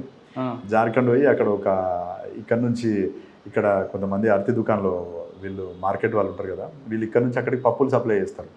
అక్కడ ఒక మార్కెట్ అతన్ని పట్టుకున్నాం. ఆయనకి రాజ్మహల్ అని ఒక ఏరియా ఉంటుంది. ఆ రాజ్మహల్ ఏరియాలో వీళ్ళు అక్కడ పల్లెల్ని టోలాస్ అంటారు. మనం ఇక్కడ పల్లె అంటాం కదా, పలానా మామిడి పల్లె అని, ఈ పల్లి ఆ పల్లి అంటాం కదా, అక్కడ టోలాస్ అంటారు. టఫ్ టోలా అని విలేజ్లు ఉంటాయి. ఈ టఫ్ టోలలో 3 అఫెండర్స్ ఉంటారు. ఆ ఇండ్లన్నీ చూసుకున్నాం. పైగా చూసుకున్న తర్వాత వచ్చి ఆ పప్పు మిల్లులో ఉండాలి నైట్. అక్కడ స్టే చేసినాం 15 days అట్లా స్టే చేసినాం. అలా ఏరియా అవన్నీ గుడిసెలు మొత్తం చాలా ట్రై చేసినాం. ఆ గంగా నదిలో ఒక నైట్ పోయి ఆ రాజ్మహల్ ఏరియాలో అంబుష్ వేసుకుని ఉన్నాం. అక్కడ ఒక దగ్గర జల్సా అవుతుంది, ఆ జల్సా ఏరియాలో వస్తారని చెప్పేసి. మనకు ఈ అఫెన్స్ మొత్తంలో కూడా మాకు లక్ ఏంటంటే అక్కడ విజయలక్ష్మి మేడం అని మన ఏపీ మేడం, ఐపీఎస్ మేడం ఉండే అక్కడ ఇక్కడ జార్ఖండ్లో. మేడం అప్పుడు ఎస్బీలో ఉండే. మేడం పోయి కలిసినాం. ఈ త్రూ నరేందర్ సార్ ఫస్ట్ పోయి కలిస్తే సార్ చెప్పిండు, మీరు శివ పోయి కలవండి మేడం అంటే. కలిస్తే అక్కడ ఒక మెయిన్ ఆలం కా చోర్ వాని పేరు, వాడు మోస్ట్ అఫెండర్, వాడు ఆ ఏరియా అన్నట్టు. వాడు మొత్తం పట్టిస్తా, కానీ డబ్బులు బాగా అడిగిండు. ఒక ఆ అఫెన్స్లో అసలు యాక్చువల్గా మెయిన్ అఫెండర్ని లిఫ్ట్ చేసేట రోజు వాడు నాకు అపాచీ బైక్ కావాలంటాడు. అపాచీ బైక్ ఇప్పిస్తే పట్టిస్తా, లేకపోతే పట్టి అని అంటాడు. శ్యామల వెంకటేశ్వర, నేను శ్రీనివాస నాయుడు సార్ ముగ్గురం ఉన్నాం. ఏటీఎంకి పోతే 40,000 వస్తాయి లిమిట్. అకౌంట్లో పైసలు లేని, అకౌంట్లో సాలరీ డబ్బులు మస్తున్నాయి, 1 lakh 1.5 lakh. పోయి తీస్తే 40,000 వస్తుంది. వాడు అయితే యాక్చువల్గా ఏంటంటే ఇందులో మెయిన్ రిసీవరు రజాక్ ముఖ్య. వాడు పోలీస్ తిరుగుతున్నారని మనకు కొంచెం తెలిసిపోయి బంగ్లాదేశ్ వెళ్ళిపోయాడు. ఆడ బార్డర్ మాల్దా డిస్టిక్ ఉంటుంది. ఆ డిస్టిక్ నుంచి 11 kilometers పోతే బంగ్లాదేశ్లో పడిపోతారు. ఆ మేకలు బర్రెలు కాసుకుంటాను పోయి అందులో పడిపోయిండు. వాడు వస్తాడు ఇడిగా. ఒకరోజు వీడంతా ప్లాన్ చేసిండు, ఏదో వేసి మొత్తానికి పిలిపించిండు మాల్దాకి. మాల్దా దగ్గర కాలియా చౌక్ అని ఉంటుంది. అక్కడ చాలా ఫేమస్ కౌంటర్ ఫేక్ కరెన్సీ. ప్రతి అఫెండర్ దగ్గర వెపన్ ఉంటుంది అక్కడ. పని పిలిపించిండు చూపిస్తా అంటాడు. బైక్ ఇప్పిస్తేనే చూపిస్తా అంటాడు. ఏటీఎం కార్డు పెట్టుకో, ఇందులో 1.5 lakh ఉంది, నువ్వు తీసుకుంటే నల్లేను మెరగన ఏటీఎం కార్డు నాకు గాడి ఓనా అంటాడు. వాడిని రిక్వెస్ట్ చేసి ఆ 40,000 ఇచ్చేసి, అప్పుడు ఇంకా డ్రా చేసేటట్లేదు, డబ్బులు వస్తలేవు, మళ్ళీ రేపటి వరకు ఆగాలి అని బాగా రిక్వెస్ట్ చేసిన తర్వాత వాడు సరే అని చెప్పి ఒప్పుకున్నాడు. అవన్నీ ఒక చౌరస్తా దగ్గరికి బజ్జీలో బండి ఉంటుంది కదా, మిర్చి బండి దగ్గరికి తీసుకొస్తే వాడు అని నిలబడ్డాడు. వాడిని లిఫ్ట్ చేసుకున్నాం. వాడిని తీసుకొని వచ్చేసిన తర్వాత వాడు మొత్తం బంగారం కరగబెట్టేసినాం సార్, కరగబెట్టేసి అమ్మేసినాం, నాకు కొంత టైం ఇస్తే రికవరీ చేయగలుగుతాను. ముత్తూట్ వాళ్ళని పిలిపించేసి వాళ్ళతోటి మాట్లాడిన తర్వాత మొత్తం ఒక గోనె సంచి ఉంటుంది కదా, గోనె సంచి నిండా పైసలు తీసుకొని వచ్చి, ఇన్ని డబ్బులు వస్తాయి సార్ అంటే, ఇది కాదు మాకు కావాల్సింది బంగారం, నువ్వు ఎక్కడ పెట్టినావు అంటే, ఈ డబ్బులు పెట్టి నేను తీసుకురాగలుగుతా అంటే. ఫస్ట్ డబ్బులతో మేనేజ్ చేద్దాం అనుకుంటే ఎవరిని, ముత్తూట్ వాళ్ళని. వాళ్ళు లేదు, పోయినా గోల్డే కావాలి ఇంటాక్ట్ ప్రాపర్టీ అంటే. వాళ్ళు మళ్ళీ పోయి ఎక్కడైతే అమ్మిరో ఆ సోనార్ అంటారు వాళ్ళని, ఈ సాంగ్లీ డిస్టిక్ వాళ్ళు అక్కడ బంగారం కరగబెడతారు. వాళ్ళకి పోయి ఇచ్చిన డబ్బులు ఏదైతే రిటర్న్ ఇచ్చేసి మళ్ళీ ఆ గోల్డ్ అంతా కూడా రికవరీ ఇచ్చారు. టోటల్ ఆ కేసులో ఏంటంటే ఫ్లైట్లో ఒక అతన్ని లిఫ్ట్ చేయడం జరిగింది. గంగానదిలో చేజింగ్ జరిగింది. నాగ్పూర్ నుంచి పూణే వరకు మిగతా అఫెండర్స్ వచ్చేటప్పుడు మా తుఫాన్ వెహికల్ తీసుకున్నాం. ఆ తుఫాన్ వెహికల్ తీసుకొని ఆ అఫెండర్ ఒక వెహికల్ ఏమో తుఫాన్ వెహికల్ ట్రాక్తో పాటు వచ్చేస్తుంటుంది. ఎక్కడెక్కడైతే రూట్ ఉందో ఆ రూట్ పట్టుకొని ఒక 10 మంది ట్రైన్లో ఎక్కినాం నాగ్పూర్లో దీపావళి ముందు రోజు. ఆ అఫెండర్స్ని ఐడెంటిఫై చేయాలి, ఏ బోగిలో ఉన్నారని చెప్పేసి. వీనికి మొత్తం మాస్క్ వేసేసి కమరుద్దీన్ గారికి అఫెన్స్ కోసం వచ్చిన ఒక బోగిలో ఉన్నారు 15 మంది విత్ సిలిండర్స్ తీసుకొని వచ్చారు మొత్తం 4 బ్యాగుల్లో. ఐడెంటిఫై చేసిన తర్వాత వీళ్ళందరూ ఇందులో ఉన్నారని, ఆ బోగి మొత్తం మనకు కావాలి, ఏం చేద్దామని చెప్పి ఆ టీసీని పిలిచేసి ఆయనకు 5,000 ఇచ్చేసి బోగి ఏమైనా చేసుకోమన్నాడు. ప్యాసింజర్ ఉంటే కానీ వాళ్ళందరినీ కాల్ చేపించి వేరే బోగిలకు పంపించేసి, ఎవరైతే ఒక నా మొత్తం 1 సెటప్ ఉంటుంది కదా, ఆ సెటప్లో ఉన్న వాళ్ళందరినీ క్లోజ్ చేసినాం. అందరినీ కూర్చోబెట్టి చేతులన్నీ కట్టేసి లిఫ్ట్ చేసి తీసుకొని వచ్చిన తర్వాత రికవరీ అందులో 36 kgs వరకు రికవరీ అయింది అప్పుడు గోల్డ్. కాకపోతే అందులో గ్రేట్ అచీవ్మెంట్ ఏంటంటే టీం వర్క్ ఎక్సలెంట్. అసలు ఒక 25 days వరకు నేను, శ్రీనివాస నాయుడు సారు, శ్యామల వెంకటేష్ సారు, తర్వాత తిరుపతన సారు, డిఎస్పీ అక్కడే ఉన్నాం. మొత్తం మాల్దాలో ఉన్నాం, కాళియా చౌక్లో ఉన్నాం, రాజ్మహల్లో ఉన్నాం. రోజు బోట్ వేసుకొని తిరిగేది. గంగానది చాలా స్పీడ్ ఉంటుంది కదా. మాల్దా నుంచి సాహిబ్గంజ్ డిస్టిక్ 50 kilometers. అటు పోతే మనం బై రోడ్ పోతే 100 kilometers అవుతుంది. కాబట్టి ఇటు పోయేది తొందరగా పోవడం కోసం. ఆ విధంగా ఇన్ఫర్మేషన్ కలెక్ట్ చేసి, కాకి మూవీ చూస్తే ఈ ఆపరేషన్, కాకి మూవీ చాలా చిన్నది, ఇది చాలా పెద్ద ఆపరేషన్ అనిపించింది. సార్ దీంట్లో చాలా ఖర్చు అయింది కదా, ఖర్చును ఎవరు భరించారు? యాక్చువల్గా మొత్తం అప్పుడు వాడిన దానికి ఫస్ట్ నేను పెట్టుకున్నాను టోటల్ అమౌంట్ దాదాపు 3.5 lakhs. తర్వాత వాళ్ళు ఇచ్చిర్రు ఆ అమౌంట్ ఏదైతే ఉందో ఎస్పీ గారు పిలిపించి టోటల్ అమౌంట్ ఇంత ఖర్చు అయింది అంటే ఆయన పిలిపించి లిటరల్గా అయింది, జెన్యున్గా చెప్పడం జరిగింది. మొత్తం అమౌంట్ వాళ్ళు ఇచ్చారు, ఖర్చు అయింది. కానీ పోయింది 77 kgs వచ్చింది 36 kgs. అయితే 36 kgs రికవర్ కావడానికి కారణం ఏంటంటే ఇందులో నేపాలీ గ్యాంగ్ 50% జార్ఖండ్ గ్యాంగ్. ఈ నేపాల్ గ్యాంగ్ ఎవరైతే ఉందో దేవ్ సింగ్ వాళ్ళ తమ్మునికి ఇచ్చి మొత్తం ప్రాపర్టీ ఇచ్చి పంపించేసిండు. వాడు పోయి నేపాల్లో పడిండు. వీళ్ళ దగ్గర ఏదైతే ప్రాపర్టీ ఉందో అది మొత్తం రికవర్ చేసాం. ఆ నేపాల్ ఇప్పటికి కూడా దొరకలేవాడు, ఆ ప్రాపర్టీ తీసుకొని పారిపోయిండు. అందులో ఇంకొకటి కూడా ఏంటంటే ఈ గోద్రేజ్ లాకర్ ఎక్కడ ఓపెన్ కాదని చెప్పారు వాళ్ళు, అది ఇన్సూరెన్స్ ఉందని చెప్పి దాని మీద కూడా ఇన్సూరెన్స్ కేసారు. ఆ తర్వాత వాడు ఫోన్ ఎప్పుడు ఆన్ కాలేదు, వాడు ఇండియాకి రాలేదు, కంప్లీట్ నేపాల్లోనే ఉండిపోయాడు. ఆ తర్వాత కూడా ట్రై చేసినాం ఇప్పుడు వస్తాడేమో అని చెప్పేసి నేపాల్ వాళ్ళని పెట్టిన, కానీ వాడు ఇండియాకి రాలేదు, దొరకలేదు. ఆ తర్వాత ట్రాన్స్ఫర్ అయింది. ఇక్కడ నుంచి మళ్ళీ సంగారెడ్డి రూరల్ పోవడం జరిగింది. Sangareddy rural okay. ఎస్ఐ గారు అక్కడ ఏం చేశారు? సంగారెడ్డి రూరల్కి అప్పుడు సుమతి మేడం ఎస్పీ మేడమే పోస్టింగ్ ఇచ్చారు. అప్పుడు మేడం ఇక్కడ చేస్తావా అని చెప్తే చేస్తా మేడం అంటే అప్పుడు పోస్టింగ్ ఇచ్చారు. సంగారెడ్డి రూరల్లో ఒక 2 కేసులు మంచివి చేయడం జరిగింది. మెయిన్ వచ్చేసి ఒక 50 lakhs హైవే రాబరీ అయింది. అది అప్పుడు కేసీఆర్ సార్ ఫస్ట్ యాగం చేస్తుండే, టోటల్ ఫోర్స్ అంతా అక్కడికే వెళ్ళింది, ఎవరు లేరు. మెయిన్ ఎస్హెచ్ఓలు Sangareddy town SHO Anjaneyulu sir, rural SHO నేను ఎస్ఐ ఉన్నా, మా సిఐ కూడా బందోబస్తుకు పోయిండు, ఎవరు లేరు. అందరు అక్కడెవరు హైవేలో వస్తుంటే గణేష్ గడ్డ దాటి మామిడిపల్లి ఎంటర్ అవుతుంటాం మనం, అంటే సంగారెడ్డి రూరల్ పిఎస్ ఎంటర్ అవుతుంటే కళ్ళలో కారం కొట్టేసి 50 lakhs బ్యాగ్ వేసుకొని పారిపోయారు. సాయంత్రం పూట 5 o'clock వచ్చేసి మహారాష్ట్ర వాళ్ళు, వీళ్ళు యాక్చువల్గా ఏంటంటే వీళ్ళు కాటన్ బిజినెస్ చేస్తారు. అక్కడ కాటన్ ఇక్కడ నుంచి అక్కడికి పంపిస్తారు. వీళ్ళు పంపిస్తే వాళ్ళు ఏంటంటే ఒక హైదరాబాద్లో ఒక పలానా పర్సన్ పేరు చెప్తే అక్కడ పోయి డబ్బులు కలెక్ట్ చేసుకోవాలి, ఇది రెగ్యులర్గా జరిగేది. అట్లా పోయి కలెక్ట్ చేసుకొని వస్తున్నారు. అయితే వీళ్ళు ఏం చేశారంటే నాందేడ్ నుంచి వెళ్ళాలి వీళ్ళు. సంగారెడ్డి వచ్చిన తర్వాత వాళ్ళ బొలెరో వెహికల్ ఖరాబ్ అయిపోయింది, రిపేర్కి వస్తే లోకల్ ముస్లిమ్సే వీళ్ళు కూడా. ఆ లోకల్ ఎవరినో రిలేషన్ అడిగితే మోమిన్పేట్ నుంచి ఒక వెహికల్ తెప్పించారు. పలానా మా ఫ్రెండ్ వెహికల్ ఉందంటే ఎందుకు అని వాడు అడిగిండు.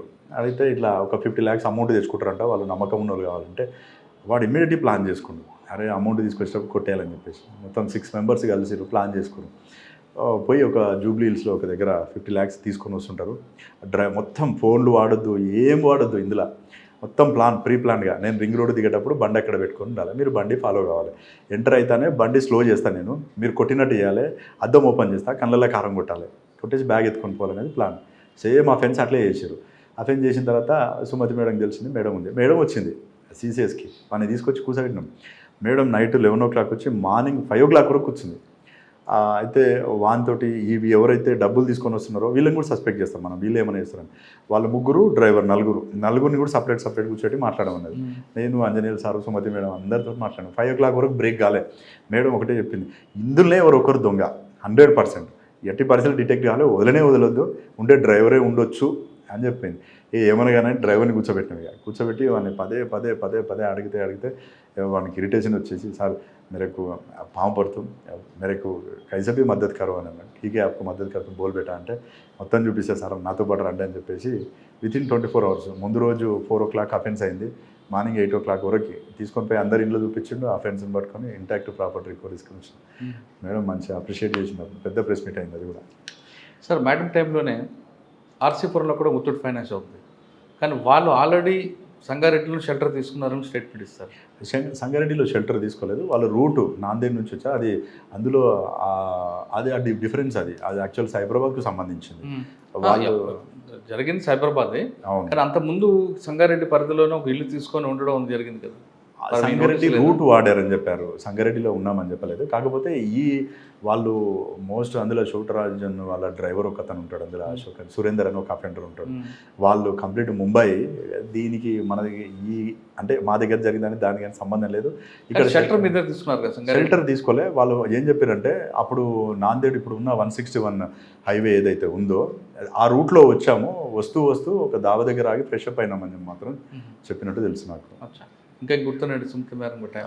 సుమతి మేడం టైంలో ఇంకొకటి కూడా శ్రీనివాస్ నాయుడు సారు సదాశివపేట ఇన్స్పెక్టర్ ఉండే. అప్పుడు సారు బాగా క్లోజ్ ఉండే, క్రైమ్ ఎంకరేజ్ చేస్తుండే. ఒక చిన్న ఇన్ఫర్మేషన్ చెప్పిండు, శివ జస్ట్ జనగాంబో అక్కడ ఒక ఇన్ఫర్మెంట్ కలుస్తాడు, అతని దగ్గర ఏముందో తెలియదు మాట్లాడు అన్నాడు. పోయిన తర్వాత అతను మాట్లాడితే వెపన్ ఉంది సార్ ఒక మాజీ నక్సలైట్ దగ్గర అని చెప్పిండు. నేను ఇస్మాయిల్ అని ఇద్దరు కాన్స్టేబుల్ పోయినాం, బండి వేసుకొని పోయిన తర్వాత వాడిని పట్టుకుంటే వాడు ఒక ఫలాన్ దగ్గరికి రావాలి సార్ వస్తే ఉంటారు. సార్ ఫోన్లో చెప్పినాం, సార్ వాడు వెపన్ ఉంది అంటుంది సార్ అంటే చేస్తామంటే చేస్తా సార్. డైరెక్ట్ ఫారెస్ట్లోకి తీసుకొని పోయింది మమ్మల్ని. 2 వీలర్ మీద ఇద్దరు వచ్చిర్రు. ఒక అతనేమో రివాల్వర్ తీసుకొని వచ్చిండు అమ్మడానికని, మేము కూడా కొనడానికి అన్నట్టే పోయినాం. పోయిన తర్వాత ఒకటేమో తప్పంచ తీసుకొని వచ్చి గుర్తుపట్టలే కొంచెం అంటే గెటప్ కొంచెం బక్కగా ఉండే అప్పుడు బాగా. ఆ ఇస్మాయిల్ క్యాప్ పెట్టుకుండు. లోపల పోయిన తర్వాత వాడు వచ్చిండు, వెపన్ చూపించిండు, రేట్ చెప్పాను వాడిని పట్టుకున్నాం. వాడే మాజీ నక్సలైట్. ఇద్దరమే ఉన్నాం. ఇంకోటి బండి మీద వచ్చాడు పారిపోయాడు. ఎట్లనే మన చేతులని గట్టి వెపన్స్ రికవరీ చేసుకొని రమేష్ అనుకుంటా పేరు గుర్తులేదు తీసుకొని వచ్చినాం. అప్పుడు 2 వెపన్స్ రికవరీ అని. అప్పుడు కూడా కాకపోతే టఫ్ ఆపరేషన్ ఆ ఫారెస్ట్లో ఏమైనా జరిగే కానీ వేరే. సార్ సంగారెడ్డి సీసీఎస్ నుండి సంగారెడ్డి రూరల్ తర్వాత ప్రమోషన్ 2017లో ఇన్స్పెక్టర్ ప్రమోషన్ వచ్చింది. అక్కడ నుంచి అప్పుడు Stephen sir Gajwel rural circle ఇన్స్పెక్టర్కి ఇచ్చారు. ఎవరు? స్టిఫెన్ సార్ ఐజీ గారు ఉండే. సార్ గజ్వేల్ రూరల్ సిఐగా పోతామంటే పోతా సార్ అంటే అప్పుడు అక్కడికి పంపించారు. అక్కడికి పోతానే అప్పుడు మాకు మేజర్ వర్క్ ఏంటంటే కొండపోచమ్మ ప్రాజెక్ట్ స్టార్ట్ అయింది. పోయిన నేను జనవరిలో రిపోర్ట్ చేశాను, మార్చి నుంచి వర్క్ స్టార్ట్ అయింది. అక్కడ అప్పుడే గీతలు గీసి వర్క్ స్టార్ట్ అయింది. ఆడ మొత్తం 5 విలేజ్లు ఉంటాయి. ఆ 5 విలేజ్లతోటి రోజు ల్యాండ్ అక్విజిషన్ ఫుల్ ఫైటింగ్గా పబ్లిక్ తోటి ల్యాండ్ అక్విజిషన్ చేయాలని చెప్పేసి రెవెన్యూ వాళ్ళు రావడం, మేము పోవడం, అట్లా ఫైటింగ్ అవుతుండే. మేజర్ వర్క్ అది. దాంతోపాటు సీఎం గారు ఫామ్ హౌస్ ఉంటుంది మర్కూక్ పిఎస్ నుంచిలో, బందోబస్తులు కూడా బాగుంటున్నాయి. ఆ టైంలో ఆ వర్క్ బాగా కొంచెం అది హేస్టిక్ డ్యూటీ ఉండే. అదే టైంలో మల్లన్న సాగర్ స్టార్ట్ అయింది. ఫస్ట్ మహేందర్ సార్ ఏసీపీ ఉండే, ఆ తర్వాత పి నారాయణ సార్ వచ్చిండరికి. నారాయణ సారు బాగా ఓపిక సార్కి, టఫ్ ఆఫీసర్ సార్ కూడా. అక్కడ మార్నింగ్ 7 o'clock పోతే నైట్ 12 o'clock వరకు బందోబస్తులనే ఉండాలి. గజ్వేల్ అప్పుడు 2 ప్రాజెక్టులు సిమిలర్గా నడుస్తుండే. కాకపోతే మంచి ఆఫీసర్స్ అప్పుడు వాస్తవంగా నారాయణ సార్ ఏసీపీ గారు, జోయల్ సార్ మా సిపి గారు, Joel Davy sir full sir మంచి లీడర్షిప్ క్వాలిటీస్ ఉంటాయి. ఎంత కష్టమైనా సరే మంచి ఎంకరేజ్ చేస్తుండే సార్. మనం ఉదయం నుంచి సాయంత్రం డ్యూటీ చేసినా ఇంకా చేయాలన్నంత ఇది ఉంటుండే. అక్కడ కూడా ఒక ఏటీఎం థెఫ్ట్, ఏటీఎం రాబరీ, ఆ 22 lakhs ఏటీఎంలో పెట్టడానికి వచ్చినప్పుడు వాడు బ్యాగ్ స్నాచ్ చేసుకొని పారిపోతాడు. అది కూడా 24 hours డిటెక్ట్ చేసాం. నేను మా 4 ఎస్ఐలం కూర్చొని ప్లాన్ చేసుకొని ఇంటాక్ట్ ప్రాపర్టీ రికవరీ జరిగింది. అది కూడా మంచి. ఓకే. గజ్వేల్ తర్వాత ఎక్కడికి వచ్చారు? గజ్వేల్ తర్వాత అక్కడ నుంచి కొండాపూర్ సిఐకి ఇచ్చారు. ఓకే. కొండాపూర్ అంటే ఇప్పుడున్న మన ఇక్కడ కొండాపూర్ సిఐ 1.5 years చేయడం జరిగింది. అక్కడ 1.5 years. సార్ కొండాపూర్లో మీరు పనిచేసిన టైంలో మీకు బాగా గుర్తుండిపోయిన కేసు? కొండాపూర్లో యాజ్ ఏ సిఐగా ఉన్నప్పుడు ఒకసారి అప్పుడు సంగారెడ్డి టౌన్ ఎస్హెచ్ఓ, ఇప్పుడు సిఐగా ఉన్న వెంకటేష్ ఎస్హెచ్ఓ ఉండే. పటంజరులో మా బ్యాచ్మెంట్ పుల్లూరు నరేష్ ఉండే. అయితే ఒకరోజు ఏమవుతుందంటే నైట్ టైంలో గణేష్ గడ్డ ఉంటుంది. ఆ గణేష్ గడ్డ దగ్గర దాబా ఉంది మనకు, పరివార్ దాబా అని. ఆ దాబా ఆపోజిట్లో కొంచెం చిన్న చిన్న గుడిసెలు ఉంటాయి. అక్కడ ఆ గుడిసెల్లో కొంతమంది డ్రైవర్స్ అదర్ స్టేట్ నుంచి అటువంటి లారీలకి గైడ్ చేయడం కోసం అక్కడ పడుకుంటారు వాళ్ళు. ఆ డ్రైవర్స్ వచ్చి సిటీలో ఎక్కడికైతే తీసుకుపోవాలనో వాళ్ళని లేపితే వాళ్ళు డ్రైవింగ్ చేసుకుంటూ వీళ్ళని తీసుకొని వెళ్తారు. అట్లా ఒక 2 వ్యక్తులు అక్కడ పడుకొని ఉన్నారు డ్రైవర్స్. ఒక 2 అఫెండర్స్ ఏం చేస్తారు, పెద్ద వేటకోడలు ఉంటుంది. వీళ్ళు ఏంటంటే ప్రీవియస్ కూడా మర్డర్ కేసులో ఉన్నవాళ్ళు. సాయంత్రం పూట వీళ్ళది యాక్చువల్గా మన కొల్లూరు దగ్గర విలేజ్ వీళ్ళది 2 అఫెండర్స్. ఒక బైక్ దొంగతనం చేసి దానిపైన ఆ కత్తి తీసుకొని వస్తుంటారు. వచ్చేసి ఎవ్వరు ఎక్కడ వైన్స్ల దగ్గర ఎవరన్నా తాగి పడిపోతే వాళ్ళది ఎవరన్నా ఉంటే వాళ్ళ దగ్గర డబ్బులు గుంజుకుంటారు, ఫోన్లు ఉంటే ఫోన్లు గుంజుకుంటారు, ఎవరైనా ఎదురు తిరిగితే చంపేస్తారు. అట్లా వస్తే ఏం చేశారంటే ఈ గణేష్ గడ్డ దగ్గర 2 పడుకొని ఉంటారు. పడుకొని ఉంటే వీళ్ళ దగ్గర డబ్బులు తీసుకొని పోతారు జేబులో. వాళ్ళ దగ్గర 100 అంత తక్కువ ఉంటాయి అమౌంట్. ఎదురు మళ్తే ఆ కత్తి తీసుకొని కొట్టేస్తారు. 2 కొడితే 2 స్పాట్ డెడ్. అయిన తర్వాత అటు నుంచి ఏం చేస్తారు, ఇస్మాల్ ఖాన్పేట్ నుంచి సంగారెడ్డిలోకి ఎంటర్ అవుతుంటారు. ఆ పైసలు వాళ్ళ దగ్గర 100-200 దొరుకుతాయి, సరిపోవు అని చెప్పేసి సంగారెడ్డి టౌన్లోకి వస్తుంటే, సంగారెడ్డి టౌన్లో వైకుంఠపురం టెంపుల్ ఉంటుంది. ఆ టెంపుల్ దాటి కొంచెం ముందుకు వస్తుంటే ఒక ప్రైవేట్ ఎంప్లాయీ, తోషిబాలో పనిచేసే ఒక ప్రైవేట్ ఎంప్లాయీ నైట్ షిఫ్ట్ అయిపోగొట్టుకొని అతను కులబ్గురు అని విలేజ్ ఉంటుంది. ఆ సంగారెడ్డి టౌన్లో బస్ స్టాండ్లో దిగి నడుచుకుంటూ పోతుంటాడు. నైట్ 1:32 టైంలో దిగిపోతుంటే వీళ్ళు అటు నుంచి బండి మీద వస్తుంటారు. వీడు ఒక్కడే పోతున్నాడు కదా అని చెప్పేసి వీళ్ళతో మాట్లాడి దాన్ని డ్రాప్ చేస్తామని ఎక్కించుకుంటారు. ఎక్కించుకొని కొంచెం దూరం పోతారు. పోయిన తర్వాత వీనితోటి జేబులో డబ్బులు గుంజుకోకపోతే వాడు కొంచెం రిటాలియేషన్ టైప్ ఇచ్చేవరకు కిందేసి చంపేస్తారు. చంపేసి ఆ పక్కన చిన్న కాలువ ఉంటుంది. ఆ కాలువలేసి ఆ చెత్త అదంతా తీసి అంటిపెట్టేసి వెళ్ళిపోతారు అక్కడి నుంచి. పోతూ పోతూ మన దగ్గర నా ఏటీఎం కార్డు అవన్నీ గుంజుకొని ఏటీఎంకు ట్రై చేద్దామని చూస్తారు. డబ్బులు డైరెక్ట్ వస్తాయి అనుకుంటారు. అయిన తర్వాత ఒకటే రోజు 3 మర్డర్లు అవుతాయి. ఐజీ గారు ఏం చేశారు, అప్పుడు direct Sangareddy DSP Sitareddy sir, అప్పుడు డిఎస్పీ గారు సార్ ఫోన్ చేసి మీరు ఏం చేస్తారో జర ఈ కేసు డిటెక్ట్ చేయాల్సిందే, వదిలితే కానీ సీరియస్ వార్నింగ్ చేయడం జరిగింది సార్. సార్ ఏం చేసిండు, అందరిని పిలిచి 2 టీములు తయారు చేసిండు. సంగారెడ్డి టౌన్ ఎస్హెచ్ఓ వెంకటేష్, తర్వాత శ్రీధర్ రెడ్డి సదాశివపేట అండ్ మన సంగారెడ్డి రూరల్ సిఐ శివకుమార్, ఇప్పుడు సిసిఎస్లో మా బ్యాచ్ ఉంటే నన్ను 4 పిలిచేసి ఒక టీం తయారు చేసిన. అందులో శ్రీధర్ రెడ్డి, శివ ఒక బ్యాచ్, టౌన్ వెంకటేష్, నేను ఒక బ్యాచ్. మేము డివైడ్ చేసుకున్నాం ఎవరు ఏరియా చూద్దామని ప్లాన్ చేసుకొని వాళ్ళ రూట్లో వాళ్ళు వెళ్ళిపోయారు. మేము ఎక్కడైతే సంగారెడ్డి టౌన్ అఫెన్స్ అయిందో అక్కడ నుంచి స్టార్ట్ చేస్తామని చెప్పేసి ఫస్ట్ సీన్ స్టార్ట్ అయినప్పటి నుంచి చూసుకుంటూ టౌన్లోకి ఎంటర్ ఎవరి కెమెరా చెక్ చేసుకుంటూ అలా పోతుంటే అది ఏమవుతుందంటే sweet heart hotel ring road కాడికి వచ్చి ఆగిపోయింది. వాళ్ళేమో ఆల్ ఆఫెన్స్ అక్కడ నుంచి టౌన్లోకి సిటీలోకి వాళ్ళు చూసుకుంటూ వెళ్ళిపోయారు. అక్కడ నుంచి వచ్చిన తర్వాత ఎన్ని రూట్లు ఉన్నాయి, ఎక్కడ పోయి ఉంటాడు. అయితే మాకు పరివార్ కాడ ఒక క్లూ ఏమొచ్చిందంటే సీసీ కెమెరాలో వాడు అందులో ఒకటేదో పాన్ పరగ ఏదో కొనుక్కోవడానికి అందులో పోయినప్పుడు వన్ ఫేస్ కొంచెం ఫోటో వచ్చింది. ఆ ఫోటో తీసుకొని వెహికల్ పోయిన రూట్లో ఎన్ని విలేజ్ అన్ని రూట్లు తిరుగుకుంటూ ఇక్వై కాలేజ్ దగ్గరికి పోయిన తర్వాత ఆ బండి ఒక దగ్గర కనిపిస్తుంది, పెద్ద ఎఫ్జెడ్ వెహికల్ ఉంది. అది ఈ వెహికల్ ఎవరిదై ఉంటుంది అని వెరిఫై చేస్తున్నాం. ఆ ఏరియాలో స్టూడెంట్స్ ఉంటారు కదా, అక్కడ ఏమైనా దొంగతనం చేసిరేమని. లక్ ఏందనంటే అక్కడ తిరుగుతుంటే ఈ టైప్ ఆఫ్ వెహికల్ ఒకటి దొంగతనం అయింది అని చెప్పేసి శంకర్పల్లి పోలీస్ స్టేషన్లో కేసు రిజిస్టర్ అయింది. ఎవరు దొంగతనం చేశారో తెలియదు. అయితే మా టీంలో అప్పుడు లక్ష్మారెడ్డి అని ఒక ఎస్ఐ ఉండే, ఆ పిల్లగాంది ఇక్కడ శంకర్పల్లి పక్కన గాజులగూడెం విలేజ్. ఆ కేసు వచ్చేసి మధ్యాహ్నం టైంలో ఒక దగ్గర లంచ్ చేద్దామని ఒక దాబా దగ్గరికి పోయినాం. అక్కడ లంచ్ చేస్తుంటే ఈ గాజులగూడెం విలేజ్ వాళ్ళు వచ్చారు ఆడికి. వస్తే ఈ లక్ష్మారెడ్డి ఏం చేసిండు, ఆ ఫోటో తీసుకొని పోయి ఎందుకు వచ్చిర్రు ఏదంటే పలానా మర్డర్ కేసులో తిరుగుతున్నాం బాగా అంటే, అవునా మరి ఇక్కడేం పని అంటే ఈ ఫోటోని ఐడెంటిఫై చేస్తామని జస్ట్ ఆ ఊరు అతనికి చూపించిండు. అరే వీడు ఈ పక్క విలేజ్ అతను కదా, వీడు వాని కొడుకు అని అన్నాడు. ఐడెంటిఫై చేసిండు వాడిని ఐడెంటిఫై చేస్తానే అమ్మ అని చెప్పేసి ఊపిరి పీల్చుకొని ఇక డైరెక్ట్ ఆ ఊరికి పోయి వాడిని లిఫ్ట్ చేసినాం. వాడిని లిఫ్ట్ చేస్తే వాడి బాబాయ్ పేరు చెప్పాడు. వాడిని లిఫ్ట్ చేసుకొచ్చి ఇంటరాక్షన్ చేస్తే 3 మర్డర్లు ఒకటే నైట్ చేశారు. బాగా అప్పుడు కొంచెం సెన్సేషనల్ అయిండే. తీసుకొచ్చి ఇంటరాక్షన్ చేసినాం. సార్ కూడా వచ్చిండు, డిఎస్పీ గారు వచ్చిన తర్వాత వాడు అంతకుముందు కూడా ఒక 3-4 మర్డర్లు చేసిండు. అందులో వెంకటేష్ అని ఒక అఫెండర్ ఉండే. వాడు ఇంతకుముందు కూడా కళ్ళు కాంపౌండ్లో కాడ లేడీస్ కళ్ళు దాపిన తర్వాత అన్కాన్షియస్ పోతే వాళ్ళని చంపేసి వాళ్ళ దగ్గర కడాయాలు అవన్నీ ఉంటే గుంజుకొని పోతాడు వాడు. ఇంతకుముందు జైలుకు పోయేసి వచ్చిండు. సార్ అటువంటి వాడిని మీరు కంప్లీట్గా కన్విక్షన్ తీసుకొచ్చారా? కంప్లీట్ తీసుకొచ్చాం. కంప్లీట్ వాడు ఏదైతే కన్విక్షన్ వచ్చిందా, కన్విక్షన్ అది ట్రయల్కి రానట్టుంది కేసు. ఇంకా వెంకటేష్ అందులో అయ్యో ప్రజెంట్ సిఐ సేమ్ అట్లాంటి అఫెన్స్ ఒకటి నేను జైరాబాద్ రూరల్ ఎస్ఐ ఉన్నప్పుడు జరిగింది. ఇక్కడ మార్వాడీస్ ఎక్కువ ఉంటారు. ఆ మార్వాడి వాళ్ళు ఏం చేశారంటే వీళ్ళు రెగ్యులర్గా ఈ జీరో మాల్ అంటారు, ఏదైతే సీడ్స్ ఉంటాయి కదా ఆ గింజల్ని అదర్ స్టేట్స్కి పంపిస్తారు. అదర్ స్టేట్స్కి పంపిస్తే వాళ్ళు ఏం చేస్తారంటే హైదరాబాద్లో వాళ్ళ రిలేషన్కి ఇక్కడ పలానా దగ్గర అమౌంట్ కలెక్ట్ చేసుకుంటే వీళ్ళ దగ్గర మునీంలు ఉంటారు. మునీం అంటే గుమాస్తా. చెప్తే ఆయన హైదరాబాద్ పోయి పలానా షాప్లో కలిసి అమౌంట్ తీసుకొని వస్తుంటారు రెగ్యులర్గా 20 lakhs 30 lakhs 50 lakhs 10 lakhs అట్లా తీసుకొని వస్తుంటారు. అట్లా ఒకసారి ఏమైందంటే 2015లో ఒక అతను మార్వాడి సేటు, ఆయన పేరు చెప్పలేదు, అయితే ఆయన హైదరాబాద్ పోయి డబ్బులు తీసుకొని అంటే ఒక 15 lakhs అమౌంట్ కోసం పోయి రిటర్న్ స్టార్ట్ అవుతాడు. అయితే ఆ మార్వాడి దగ్గర పనిచేసేటటువంటి డ్రైవర్ ఏం చేస్తాడు, వానికి కొంచెం ఫైనాన్షియల్ ఇష్యూస్ ఉంటాయి. ఎట్లనే చేసి వీడు వచ్చేటప్పుడు డబ్బులు కొట్టేయాలని చెప్పేసి వాళ్ళ సేట్కి ఏం చెప్తాడు, ఈరోజు కొద్దిగా మా ఇంట్లో మా ఆవిడకి హెల్త్ బాగాలేదు, కొంచెం హైదరాబాద్ వరకు పోయి వస్తానంటే ఈయన పాపం మంచోడు, అరే అట్లా ఎందుకు పోతారో కారు తీసుకొని పోయి చూపించుకుంటారు అంటే, కారు వద్దు సేట్ నేను 2-wheeler మీద పోతా ఇదంట. సరే అని చెప్పేసి వాడు బయటకు వచ్చి ఇంకో 2 ఫ్రెండ్స్ని తీసుకుంటాడు, జరాసంగం అతను అల్గోల్ అతను, ఇద్దరిని తీసుకొని అక్కడ ఒక ఫ్రెండ్ది అడ్డపైన ఇండికా కారు తీసుకొని వీడు డ్రైవర్ కదా తీసుకొని హైదరాబాద్ పోతాడు. పోయి వానికి ఫోన్ చేస్తాడు ఆ మునీంకి, అన్న ఏడున్నావు, నేను కూడా హైదరాబాద్ వచ్చిన ఒక పని మీద ఏదంటే నేను డబ్బులు తీసుకొని వెళ్ళిపోతున్నారా అంటే, ఏడున్నావు అని అంటే నేను ఎర్రగడ్డ క్రాస్ అయిపోయినా వెళ్ళిపోతున్న బస్సులో ఉన్నా. అయ్యో అవునా అన్న, నేను లింగపల్లి కాడ ఉన్నా, వస్తా అంటే ఆ కారు ఖాళీ ఉంది, నేను ఫ్యామిలీతో వచ్చిన అంటాడు. అది నమ్మి అతను అక్కడ దిగితే కార్లు ఎక్కించుకొని ముందు సీట్లో కూర్చోబెట్టి కారు వస్తుంటే పటన్ చెరువు దగ్గర ఒక దగ్గర ఆపి వైన్ షాప్లో హాఫ్ బాటిల్ తీసుకున్న తర్వాత వానికి ఎక్కువ తాగిన తర్వాత వాడు కొంచెం అన్కాన్షియస్ అయిపోయి ముందు సీట్లో నిద్రపోతుంటాడు. వెనకాల ఉన్న 2 ఆల్రెడీ వీళ్ళు ప్లాన్ చేసుకుంటారు, వైర్ వేసి గుంజేసి మర్డర్ చేస్తారు.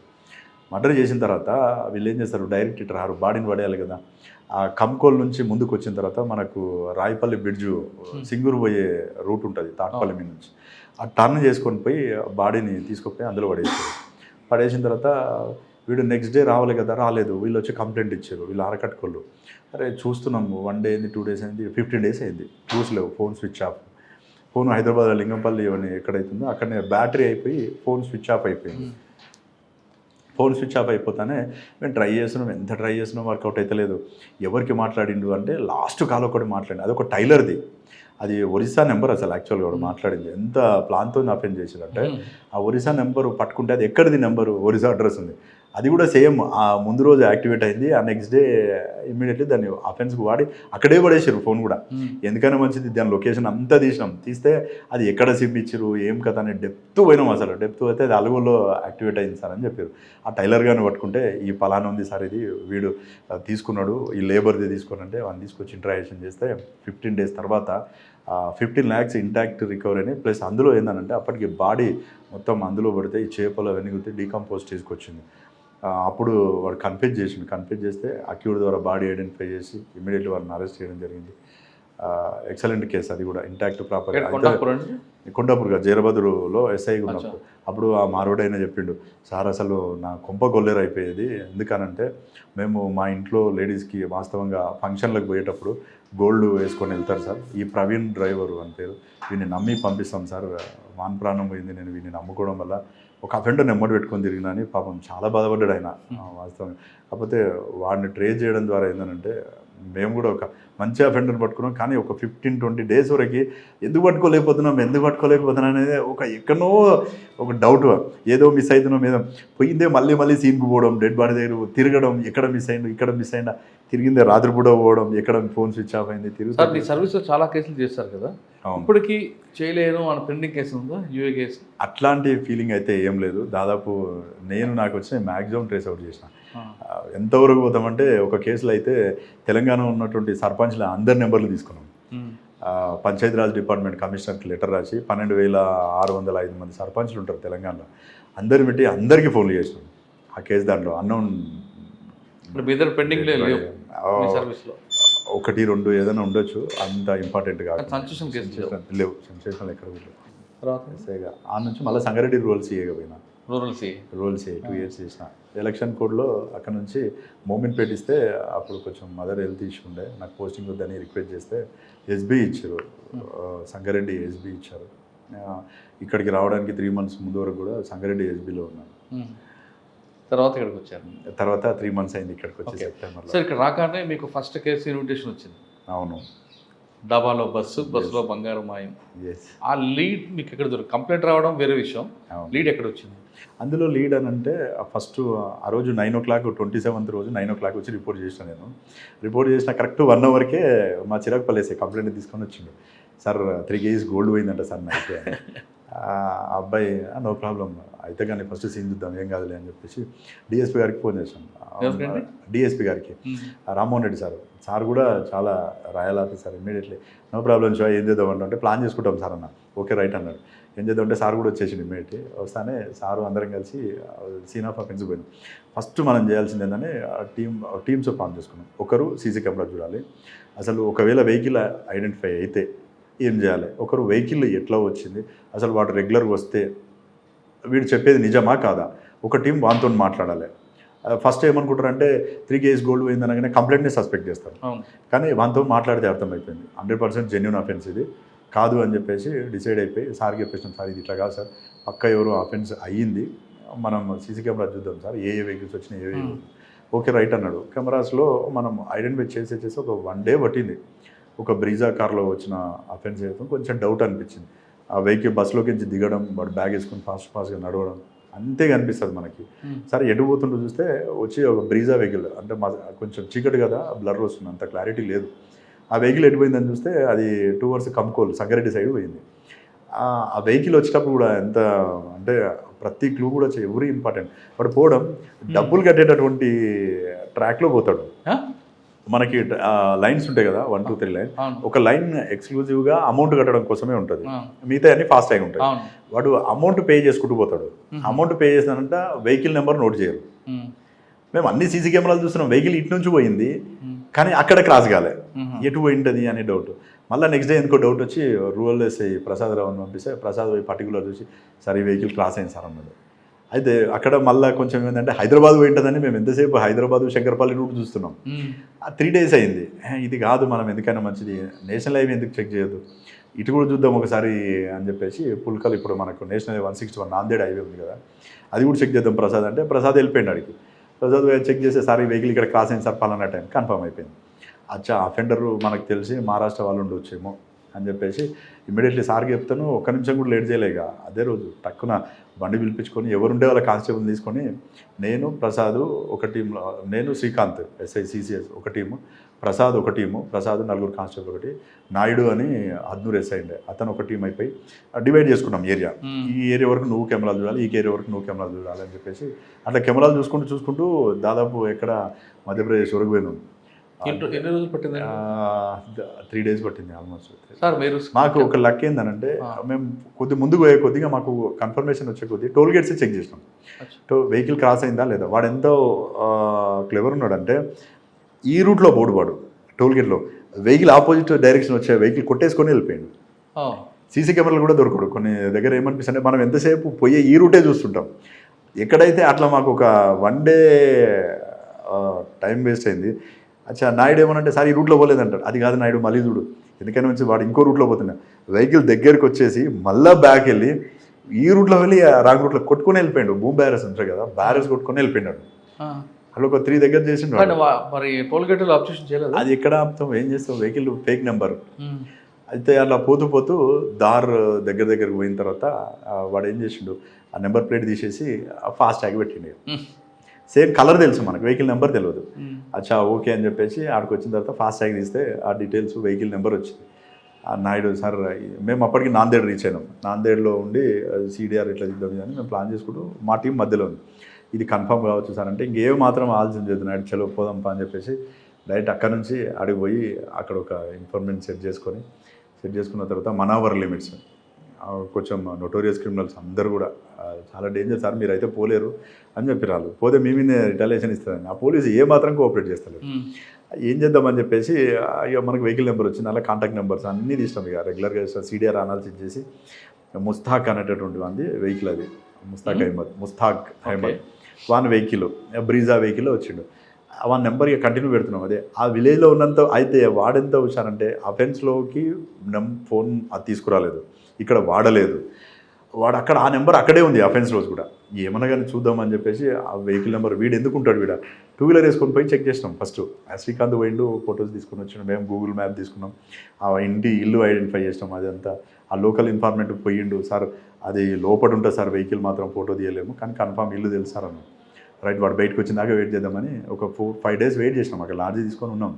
ఒకరోజు వాడు సడన్గా ఏం చేసిండు, నెంబర్ ఆన్ అయింది, స్విచ్ బయటకు వస్తే ఫోన్ స్విచ్ ఆఫ్ అవుతుంది. డైరెక్ట్ ఆ మనవర్ నుంచి వాళ్ళ వీడు ఏడుకు వస్తాడు, ఇండోర్కి వచ్చినాక ఫోన్ ఆన్ అయింది. మేము మధ్యలో ఉన్నాం, ఆ నుంచి 72 kilometers.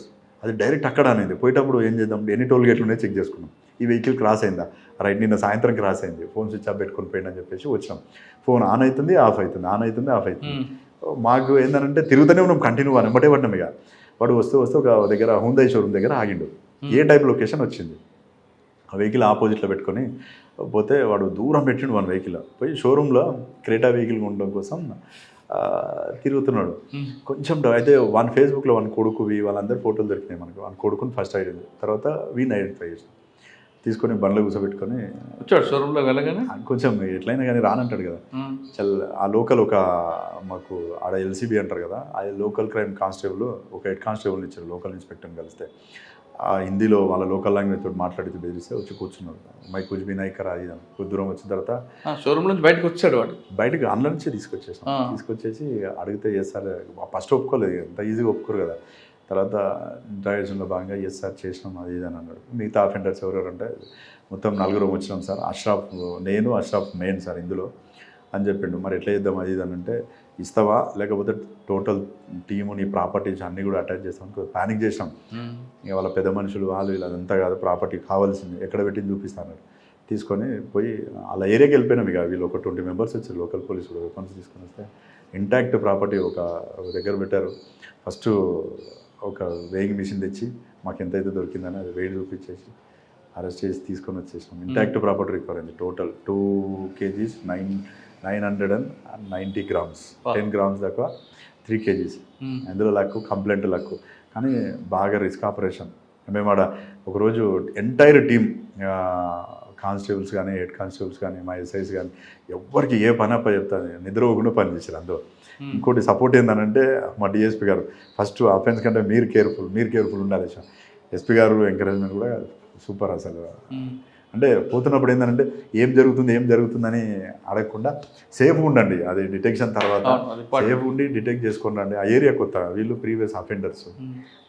కాకపోతే ఏంటంటే వాళ్ళు రెగ్యులర్గా ఇదే అఫెన్స్ చేస్తారు. ఎంటైర్ ఇండియా తిరుగుతారు వాళ్ళు. వాళ్ళకి తెలియని ఏరియా లేదు, తెలియని ప్లేస్ లేదు.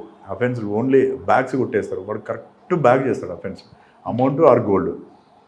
కానీ వాళ్ళకి బంగారం తీసుకొస్తారు బాంబే నుండి హైదరాబాద్, కానీ హైదరాబాద్ బాంబే వాళ్ళకి ఎలాగ ఇన్పుట్స్ వస్తున్నాయి? ఇది గుడ్ క్వశ్చన్. అసలు యాక్చువల్గా అందరూ ఏమనుకుంటారు అంటే వాళ్ళే ఎవరో చెప్పింటారు అనుకుంటారు. కానీ మేము అది బ్రేక్ చేద్దామని ట్రై చేస్తాం ముందేమని కాదు. అయితే మా దగ్గర అఫెన్స్ 26th నైట్, తెల్లవారితే 27. వాడు 22nd రోజే ఇక్కడికి వచ్చిండు. వీడు ఏం చేస్తాడంటే ఒక ఏరియా చూజ్ చేసుకుంటాడు, ముంబై ఏరియా చూజ్ చేసుకుంటాడు. ఆ ముంబై ఏదైతే ఈ ట్రావెల్స్ పోతాయో ఆ ట్రావెల్స్ హాల్ట్ అయ్యేటటువంటి దాబా చూజ్ చేసుకొని ఆరెంజ్ ట్రావెల్స్లో ఎక్కువ మార్వాడీస్ ట్రావెల్ చేస్తారని మీకు నమ్మకం అంతే. వాస్తవం కూడా వాళ్ళు కూడా ఎక్కువ ఆరెంజ్ ట్రావెల్స్ కంఫర్ట్ ఎక్కువ ఉంటుందని చెప్పేసి అందులో ట్రావెల్ చేస్తారు. 23rd రోజు వచ్చిండు, వచ్చి బస్ చెక్ చేసిండు, అన్ని బస్ చెక్ చేసిండు, ఏ బ్యాగ్లో లేదు. 24th వచ్చిండు, మనకు వర్కౌట్ కాలేదు. 25th వచ్చిండు వర్కౌట్, 26th వచ్చిండు. అసలు యాక్చువల్గా ఆ కంప్లైంట్ ఎవరైతే ఉన్నారో ఆశీష్, అది దిగి వాటర్ బాటిల్ కొంచెం దిగిండు. అదే టైంలో వీడు పైకి పోయాడు. వీని లక్ అంతే. ఆ పోవడం బ్యాగ్ కరెక్ట్ ఐడెంటిఫై చేస్తారు, టక్కున కట్ చేస్తారు, తీసుకున్నారు, జేబులో పెట్టుకున్నారు, వెళ్ళిపోయారు. ఆ వీడియోస్ కూడా ఉన్నాయి. కానీ ఇందులో మార్వాడి వాళ్ళ వైపు నుంచి వీళ్ళకు కాంటాక్ట్స్ లేవు. అయితే ఇంకొక గ్యాంగ్ ఉందని చెప్పిండు వాడు. డీటెయిల్గా ఎంక్వైరీ చేసినాం, వేరే గ్యాంగ్ ఉండొచ్చు అని, మాకు లేదు సార్ అన్నాడు. ఆ సీడియర్స్ కూడా అనాలిసిస్ చేసినాం. ఎందుకంటే ఇందులో వాడు ఒకరోజు అఫెండ్ చేస్తే వాడు ఎవ్రీ మూమెంట్ తెలిసిపోతాయి కదా. వాడు కంటిన్యూ, వాడు ముంబై నుంచి బయలుదేరక ముందు నుంచే వీడు ఇక్కడ వచ్చి బస్సులు చెక్ చేస్తుండు వర్కౌట్ కావాలని చెప్పేసి. దానికంటే ముందు రోజు సేమ్ చౌటుపల్లి దగ్గర కూడా అఫెన్స్ అయింది. అది వేరే టీం చేసింది అక్కడ. సార్ మీ దగ్గర బ్రేక్ అయిన తర్వాత మళ్ళీ అది సేమ్ ఏమవుతుంది కూడా జరిగింది కదా? మా దగ్గర అయిన తర్వాత వీళ్ళు చేయలేదు, ఇంకా చౌటుపల్లిలో చేశారు. దానికంటే ముందు రోజు చేశారు వాళ్ళు, అది వేరే గ్యాంగ్ చేశారు. మేము ఇది లీడ్ తీసుకొని వాళ్ళకి చెప్తే వాళ్ళు కూడా రికవర్ చేశారు అక్కడ.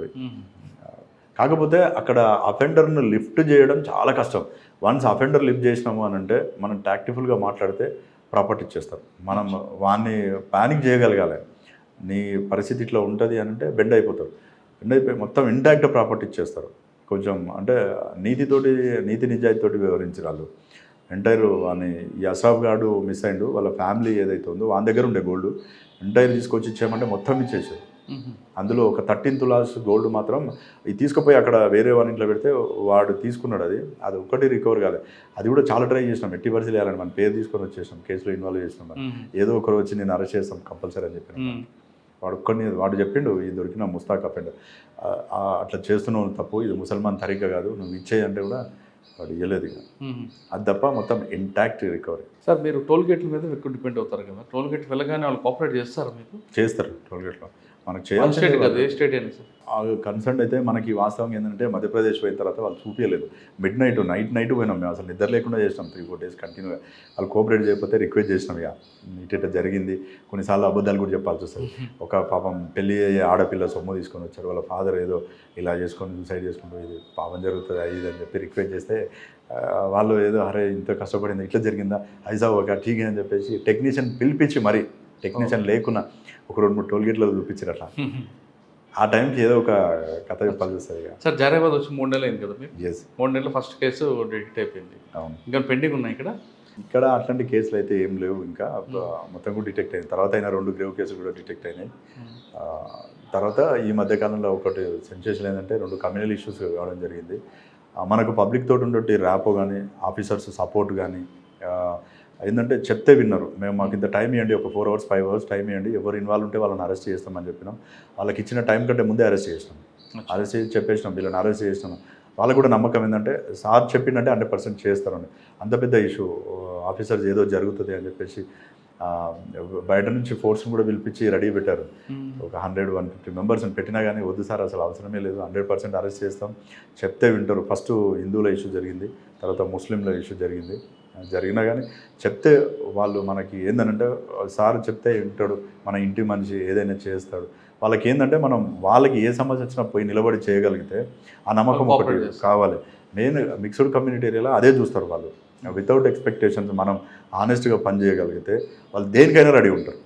వాడే తీసుకొచ్చి అప్ప చెప్తారు, ఏ బుడ్డ ఏ ఐసా కర్ర ఐసా ఏ బందా ఇంకో పగడు అని చెప్పి చెప్తారు. సార్ ఇక్కడ జహీరాబాద్లో ఇంకొక క్రైమ్ ఉంటుందండి, రోడ్ యాక్సిడెంట్స్ ఒకటి ఉంటాయి. 2 బీదర్ నుంచి వచ్చే క్రైమ్ జరుగుతుంటుంది. ఇరానీ గ్యాంగ్ అంటే మీ దగ్గర చేయకపోయినా అటు సిటీలో కొట్టుకొని మీ వైపు నుంచి వచ్చి ఎస్కేప్ అవుతుంటారు. అటువంటి దొరికారు మీకు? ఇరానీ గ్యాంగ్స్ ఇంతకుముందు నేను ఎస్ఐ ఉన్నప్పుడు చేసిరు వాళ్ళు. ఇరానీ గల్లీ ఉంది మనకు బీదర్లో. కాకపోతే ఆ ఇరానీ గల్లీలో ఉండేటటువంటి ఎవరైతే ముస్లిమ్స్ ఉన్నారో ఇరానీ గ్యాంగ్స్ వాళ్ళు ఇప్పుడు చేయట్లేదు, వాస్తవం కూడా తగ్గించారు. ఇంతకుముందు బాగా చేసేవాళ్ళు, సూడో పోలీస్ కానీ అది చెప్పేసి స్నాచింగ్లు బాగా చేసేవాళ్ళు. ఇప్పుడు ఆ బీదర్ పోలీస్ కూడా వాళ్ళు టైట్ చేశారు. మనకి ఆడ మంచి ఇన్ఫర్మేట్స్ ఉన్నారు. వాడు అక్కడ ఇరానీ గల్లీ నుంచి అఫెండర్ లిఫ్ట్ చేయలేము, పోలీస్ కోఆపరేషన్ అప్పుడు తక్కువ ఉంది. వాడు బయటకు వచ్చినప్పుడే లిఫ్ట్ చేయాలని, వన్స్ లిఫ్ట్ చేసినామంటే రికవరీ అవుతుంది. ఆడ ఎందుకంటే రావట్లేదు చేయట్లేదు. కాకపోతే ఇరానీ వాళ్ళు ఏంటంటే వాళ్ళు ఇంట్లో వంట చేసుకోరు, కంప్లీట్ హోటల్ మీద డిపెండ్ అవుతారు. బయట ఆఫెన్స్ చేసుకుని రావాలి, వాళ్ళకి పెట్టాలి, తినాలి, ఎంజాయ్ చేయాలి, వాళ్ళ పని అదే. దొంగతనం లేనప్పుడు ఏంటి? దొంగతనం కంపల్సరీ చేస్తూనే ఉంటారు వాళ్ళకి. అదే పని. లేదనుకోండి జైలుకి వెళ్ళినప్పుడు వేరే పని చేయరు, వాళ్ళు చేసిన దాంతో తింటారు. ఇప్పుడు ఈ మధ్యకాలంలో కొంతమంది ట్రావెల్స్, ఆ లోకల్ కొంచెం చిన్న చిన్న ఫైనాన్స్ బిజినెస్లు, పండ్లు అమ్మడం అట్లాంటివి చేస్తున్నారు. వాళ్ళు చూడడానికి కూడా స్మార్ట్గా ఉంటారు. పోలీస్ ఆఫీసర్ అని ఇమ్మీడియట్లీ చెప్తే ఆ పోలీస్ ఆఫీసర్ అక్కడ ఎస్ఐ గారు చెప్తున్నారు అని అంటే ఇమ్మీడియట్లీ నమ్ముతారు జనాలు, అంత ఈజీగా చేస్తారు. సార్ ఇక్కడ ఇంకొక అఫెండర్ దొరికే ఒక ఇష్యూ ఏంటంటే బ్రహ్మచారి నేను రాకముందు అయింది అది, అతని గురించి నాకు తెలియదు. కాకపోతే సిటీలో ఒకసారి బ్రహ్మచారిని సిసిఎస్ మల్కాజ్గిరి వాళ్ళు పట్టుకున్నప్పుడు నేను వెళ్ళి మాట్లాడినాను. వాడు మంచి అదేంటంటే ఏదైనా సాధ్యమైంది అని చెప్తున్నాడు. బ్రహ్మచారి చాలా నోటీరియస్ క్రిమినల్ బ్రహ్మచారి. సార్ మీరు చాలా క్రిమినల్ కేసు డిటెక్ట్ చేసుకొస్తున్నారు కదా, మీకు మెయిన్ గోల్ ఏముందండి?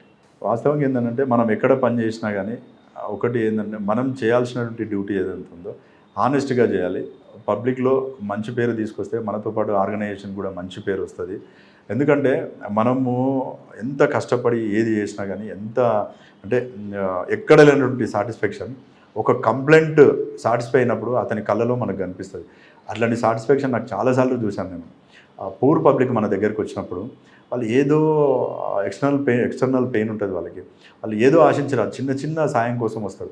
మనం దాన్ని స్పందించి కనుక వాళ్ళకి మనం చేయగలిగితే వాళ్ళ కళ్ళలో ఉండేటటువంటి ఆనందం అది మనము ₹1 కోటి ఎవరైనా ఇచ్చినా కానీ సంపాదించినా కానీ అట్లాంటి ఆనందం ఎక్కడ దొరకదు. ఇది నాకు చాలాసార్లు జరిగింది. నేను చాలాసార్లు చూసిన ఆ సాటిస్ఫాక్షన్ కోసమే చాలాసార్లు ఎవరైనా ఫస్ట్ వచ్చేటువంటి పబ్లిక్కి మనమే ముందే వెళ్ళిపోయి సాయం చేయాలనిపిస్తుంది. అట్లాంటి పబ్లిక్ వస్తారు. కొన్ని సందర్భాల్లో ఆటో డబ్బులు లేని వాళ్ళు కూడా వస్తారు. డబ్బులు రిటర్న్ ఇచ్చేసి వాళ్ళు అది కంటిన్యూ ఫాలోఅప్ చేస్తాం. చిన్న అఫెన్స్ ఎగ్జాంపుల్ ఎట్లుంటుందంటే అప్పుల బాధ ఎక్కువైపోయి సూసైడ్ చేసుకొని చనిపోతారు. వాళ్ళు ఎట్లంటే వాళ్ళకి సీఎం రిలీఫ్ ఫండ్ వస్తుందని అట్లాంటి ఆపద్ బంద్ వస్తుందని ఉంటుంది కదా, వాళ్ళని ఇక్కడికి రానియను.